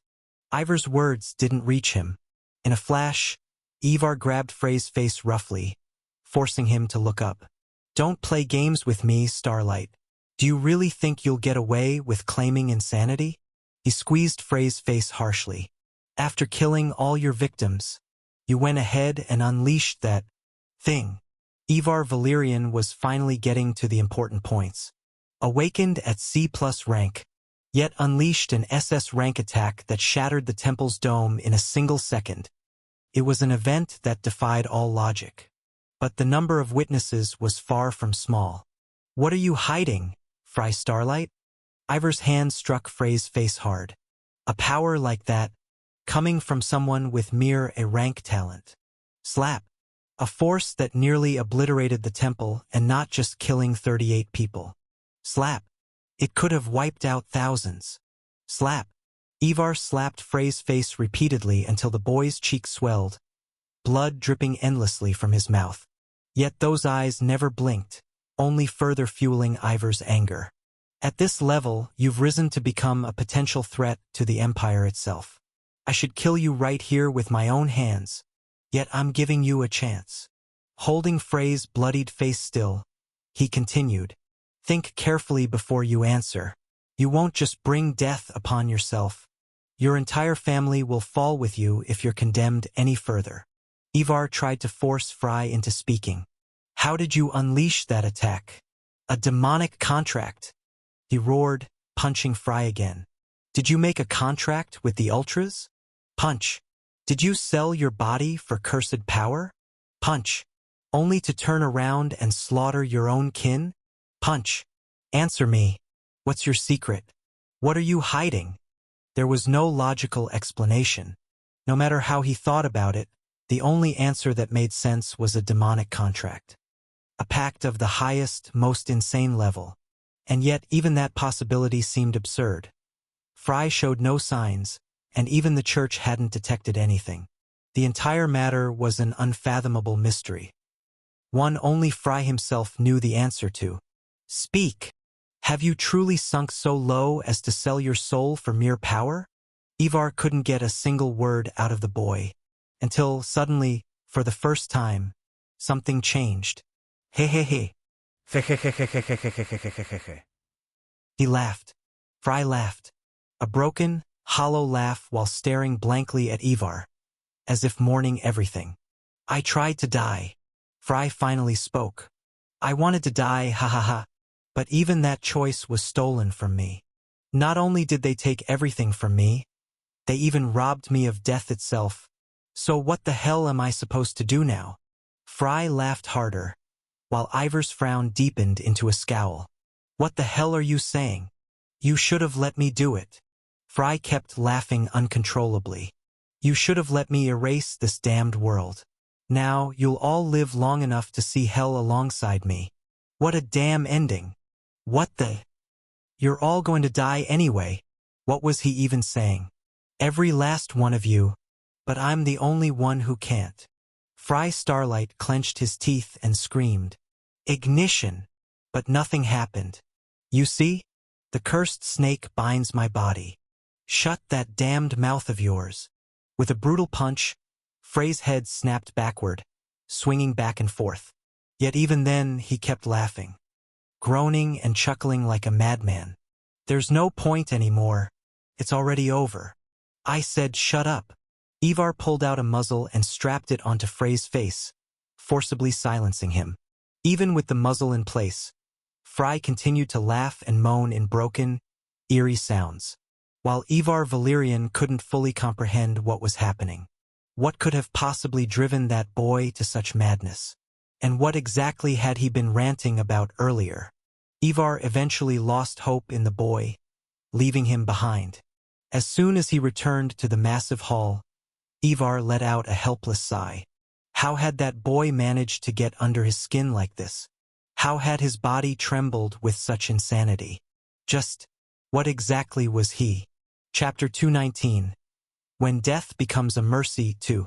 The director returned to the woman who had remained monitoring the situation. You didn't get anything out of him either, huh? Ivar, clearly irritated, stood in front of the screens monitoring Fry. What information do we have so far? The woman beside him adjusted her glasses, then calmly began summarizing the conclusions they had reached. First, it's not a demonic contract. Saintess Yuasha was present that day due to her duty of accompanying the hero, and she detected no trace of demonic aura. The only logical explanation had already been ruled out. Second, we still don't know the actual amount of aura the boy released, but there is no doubt that his attack reached SS rank. An attack only a handful of individuals across the Empire could ever replicate. From a mere C+ rank boy. Third, based on some of the footage captured from the incident, a black sword could be seen attached to his hand. After cross-referencing it with our archives, we found something similar recorded over 300 years ago. The woman paused, clearly aware of how insane it all sounded, but continued anyway. That sword is suspected to be the SS rank weapon, Black Dread, Valyrian, once wielded by one of the strongest humans in history. It had gone missing, until it appeared in that boy's hand. Ivar's eyes widened at what he was hearing. One of the legendary swords, and one of the most enigmatic ones too. Perhaps this was the only piece that made even a little bit of sense in the chaos that happened. But even with Valyrian, this is still impossible. Even aided by a blazing weapon like that, how could someone with mere A-rank talent unleash such an overwhelming aura? Ivar ruffled his hair in frustration, feeling a headache pounding at his temples. But the woman beside him stared at him for a moment longer before speaking up. Sir, there's something else you should know. What now? Ivar braced himself, expecting even more madness, but the revelations weren't over yet. After repeated examinations, The result regarding his talent turned out to be completely different from what we were initially told. What? It's S. She took a deep breath and repeated more clearly. His talent is S. Ivar was stunned. Did he tamper with the talent test? It seemed like the most reasonable explanation, but the woman shook her head firmly. I thought so at first too, but take a look at this. She placed a black crystal orb beside them and connected several wires to it, projecting a wealth of data onto the screen. This is the same orb Fry Starlight used when he first took his talent evaluation upon entering the temple. Fortunately, it still retains a trace of his aura. Upon analyzing the residual aura, the results were undeniable. No matter how many times I tested it, the result was A. But now it has become S. The woman turned toward the frozen Ivar, frowning deeply. Sir, unless there's something crucial we missed, we may be facing an unprecedented situation in the Empire's history. Ivar, completely stunned, muttered under his breath. An awakened, capable of raising his own talent. He knew how crazy the words sounded, but what if it was true? A being capable of breaking through his innate limits, able to keep growing endlessly stronger. The very thought sent chills down Ivar's spine, forcing him to lean against the wall for support. Wouldn't that mean Fry Starlight was a monster whose growth had no limits? The possibilities were terrifying. How were they supposed to handle someone like him? Frey's recent behavior had already proven he was a danger to them all. Then, should that monster be killed now before he could grow any stronger? But the Starlight family was putting immense pressure in his favor. If Ivar killed him, one of the great houses would turn against them.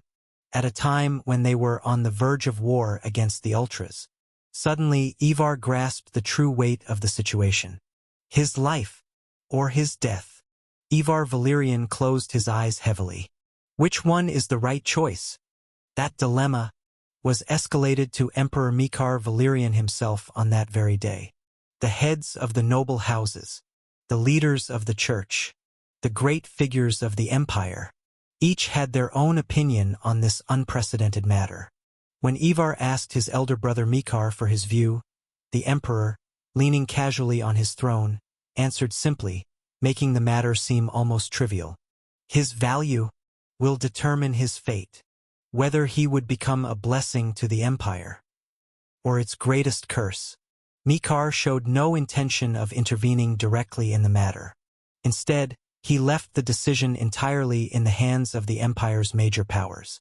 The odds were not in Frey's favor. After grasping the situation, the Church was the first to call for his execution, mourning the innocent dead and fearing the catastrophes Fry Starlight might unleash in the future. The Moonlight family initially refrained from giving a clear stance, but they leaned toward opposing Fry as well. The major guilds and most of the influential forces within the Empire voted overwhelmingly for his execution. The only ones supporting him were his family.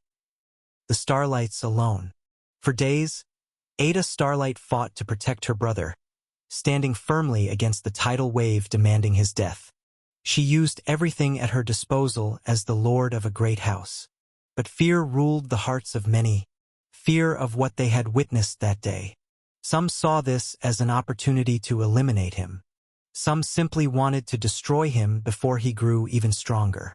Countless powers banded together, aiming to bring his head.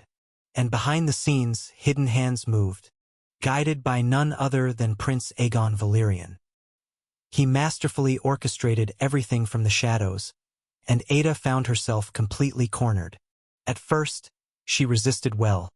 But as soon as she clashed with the prince's hidden forces, she realized just how outmatched she was. Terrified, unable even to grasp who her true enemy was. At this stage, inside the Starlight family's main estate, Ada clutched her head in despair, desperately searching for a way out.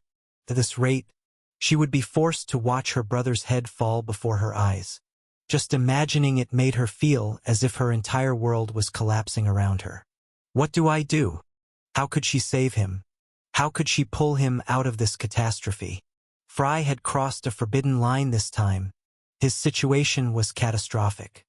Ada's mind went blank as despair overtook her. At this pace, he would really die. When she finally lost all hope, the door suddenly swung open, and a powerful voice echoed through the room. "What are you doing, Lord Starlight? Is this really the time to crumble when we've only just begun?" Turning her head, Ada found an old man with a fiery beard standing there with a confident smile, wearing a luxurious suit. Behind him stood Phoenix, radiating his usual brilliance. "You!" When had they arrived? Ada's mind raced to remember. She had tried to seek their help multiple times, inviting them to side with her, but the Sunlight family had remained neutral until now. Why had they appeared now of all times? "Stand up, Ada Starlight. A lord does not fall so easily. Why have you come?" Ada asked with a blank face, her heart no longer daring to hope for anything. The old Sunlight elder clasped his hands together, giving a brief glance first at Phoenix, then back at Ada. "I heard everything about your brother. How he had become a monster whose limits no one could predict, and how the world now wanted him dead. Everyone treats Fry Starlight as a monster destined to bring destruction. And that idea was entirely reasonable. After all, he had already proven it once." The old Iris Sunlight stared at the girl before him, memories surfacing of a man who once stood tall before him. People fear the monsters they don't understand. They despise them. They wish for their death, simply because they cannot comprehend them. There had once been a monster like that. A monster called Abraham Starlight. Iris Sunlight, acknowledged as the strongest among the great houses, had once fought alongside that man. It was not the emperor who led the final war, nor any of the other great leaders. It was Abraham, the man who once fought the four lords of the Ultras alone. The man who defeated Emperor Mikar Valerian in a one-on-one duel. The man who slew the human demon Dragoth. Abraham Starlight had been the monster that no one could understand. Fry Starlight is still a boy, not even 18 yet, merely a budding seed showing terrifying potential. Potential that will one day cast a shadow over everyone around him. Iris closed his eyes for a moment before continuing. "He's still just a child, and it's our duty, as the older generation, to support and guide him, not destroy him. Such talents were meant to lead the Empire into the future, just like Abraham Starlight once had. Fry Starlight would one day rise to that same level. And with the Empire on the verge of an all-out war, on what grounds could we afford to cast aside a talent that might determine the very fate of the future?" Ada listened silently to Iris's words, unable to fully grasp the gravity of what he was saying. Meanwhile, Phoenix nodded in satisfaction. "You've said it so perfectly, Uncle. There's nothing I could add." Phoenix then declared proudly, "The Sunlight family will stand with the Starlight." Those words were what Ada had been desperate to hear. Words that finally rekindled hope. Phoenix then turned to the doors behind him, where more guests had just arrived. And we're not alone. The Sunlight family had remained silent until now because they had been preparing for this very moment. Phoenix, in particular, had worked tirelessly to bring it together. From the doorway, two figures entered. Both were of the same age as Fry. One was a boy with white hair and golden eyes. The other was a girl with radiant golden hair and eyes now darkened with an intense black. Ada recognized them instantly. Both were already famous names. The hero Snow Lionheart and Princess Sansa Valerian. Phoenix gestured toward them. "These two will help us, and they might just be the deciding factor. Snow Lionheart, the church's hero. I'll do everything I can. Wielder of Vermithor's sword, bearer of the will of the Lord of Light." Snow's influence over the church was immense. If he stood by Frey's side, the church would be forced to follow, for opposing him would mean defying the will of their god. After the deadly battle they shared during the finals of the Victoriad, Snow had glimpsed it, just as Fry had seen a reflection of himself in Snow. Snow, too, had seen a reflection of his own desperate struggle in Fry. He could feel it. He understood, even if just a little, the immense suffering that boy carried. Someone like Fry. Snow wanted to grow alongside him. He wanted to fight him again. He wanted to fight beside him. A warrior worthy of his respect. Meanwhile, Sansa took a brief glance at Iris Sunlight. Their relationship wasn't exactly amicable, especially since the Sunlight family had once backed her brother in the battle for the throne. Iris was the type to follow the path he believed to be right, no matter who stood in his way.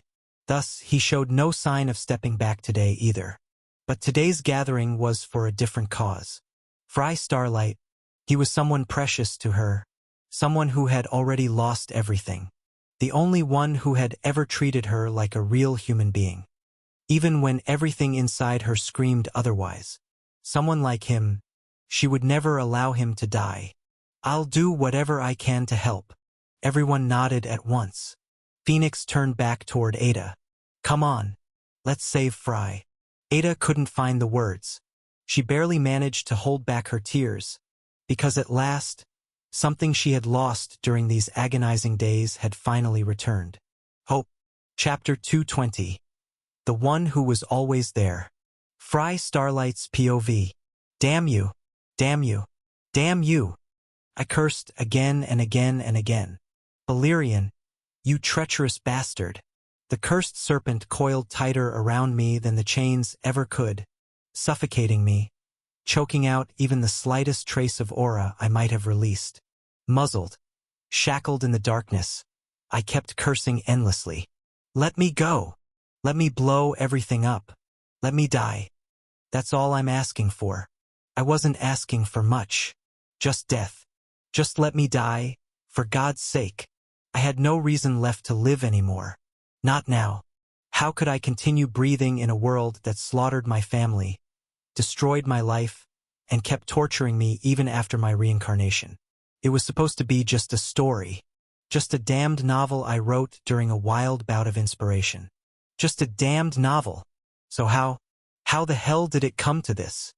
An unbearable emptiness gnawed at me, choking me even worse than the chains. My body was shattered from the last use of ignition.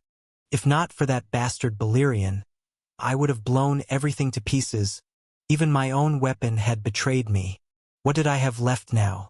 I seriously wondered, my mind completely blank. Maybe the Empire would decide to execute me. I had killed 38 worthless NPCs anyway. I only wished I had taken myself along with them.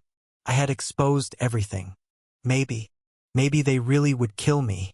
And even before that, although Balerion saved me, my body had been damaged beyond repair. It wasn't healing anymore.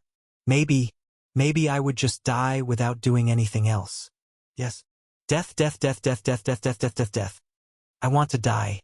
Just let it happen already. Death, death, death, death, death, death, death, death, death, death. I muttered like a madman, waiting for salvation. The temple. Specifically, deep underground, inside the temporary prison where the shattered Fry Starlight was kept. The number of guards was immense. They were on high alert, all of them powerful warriors. Hundreds of them, stationed for one purpose only, to guard one boy. Step. His footsteps tapped softly against the stone as he descended. Step by slow, deliberate step. He walked past the guards as if they weren't even there, descending the stairs one step at a time. Everyone around him, every guard he passed, froze in place, as if their very lives had been stolen from them temporarily, just to allow him to pass by in utter silence. In mere seconds, he reached the heavily fortified prison cell.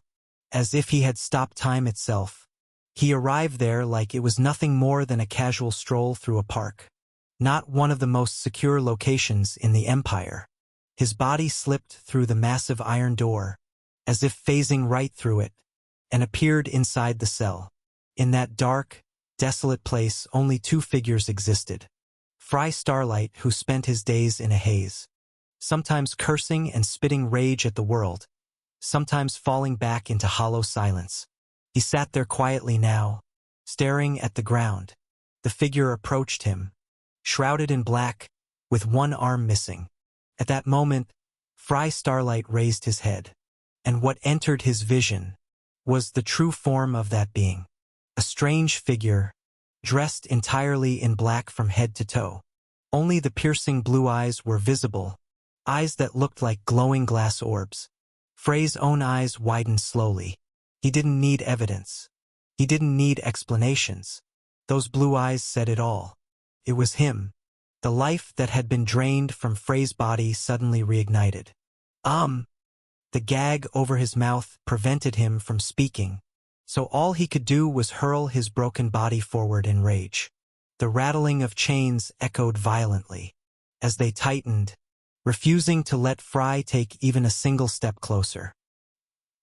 He struggled viciously, blood running down his arms from the force of his thrashing, desperate to break free and lunge at the man before him.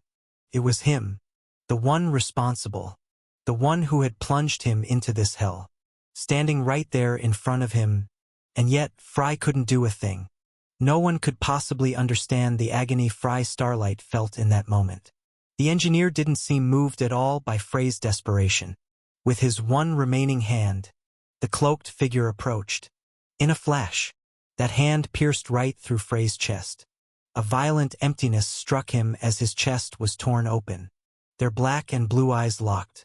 Fry felt a searing pain tear through him, as blue lines of energy pulsed outward from the engineer's hand, spreading throughout his body. He screamed and cursed through the gag, but no sound could reach. The engineer carried out whatever task he had come for, without hesitation. But even as he worked, his gaze never left Frey's broken face. Fry could feel it, the sheer helplessness. Tears streamed down from his dead, hollow eyes. He tried to mouth something, his words too broken to be understood. But the engineer understood them anyway. He heard it clearly. The one thing Fry wanted to ask: why me? Why had he been chosen? Why did he have to suffer through this nightmare designed just for him? The engineer finished his work, withdrawing his hand from Frey's chest. The gaping wound healed instantly, and Frey's body slowly regained some semblance of vitality. But he had already lost consciousness. The body was restored, but the soul inside had suffered wounds that would never heal. The engineer thought about Frey's question for a moment. Why me? He opened his mouth and spoke, his voice distant, cold. Why did I choose you?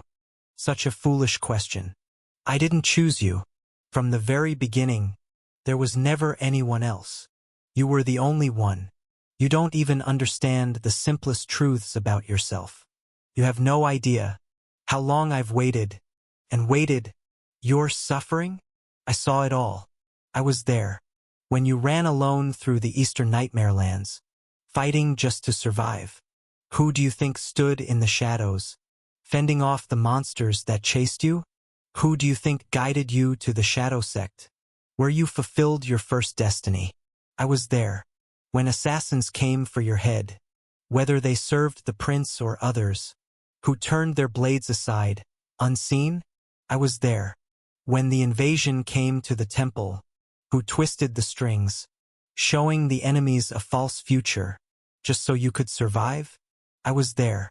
When the Moonlights sought your death, who revealed the future to Ada Starlight, who gave her the weapon to save you, I was there. When you tried to take your own life, who made Balerion stop you? I am here. I was there. And I will always be here. Until you reach it. Until you reach the truth. Fry Starlight. Until you learn who you truly are. I will remain.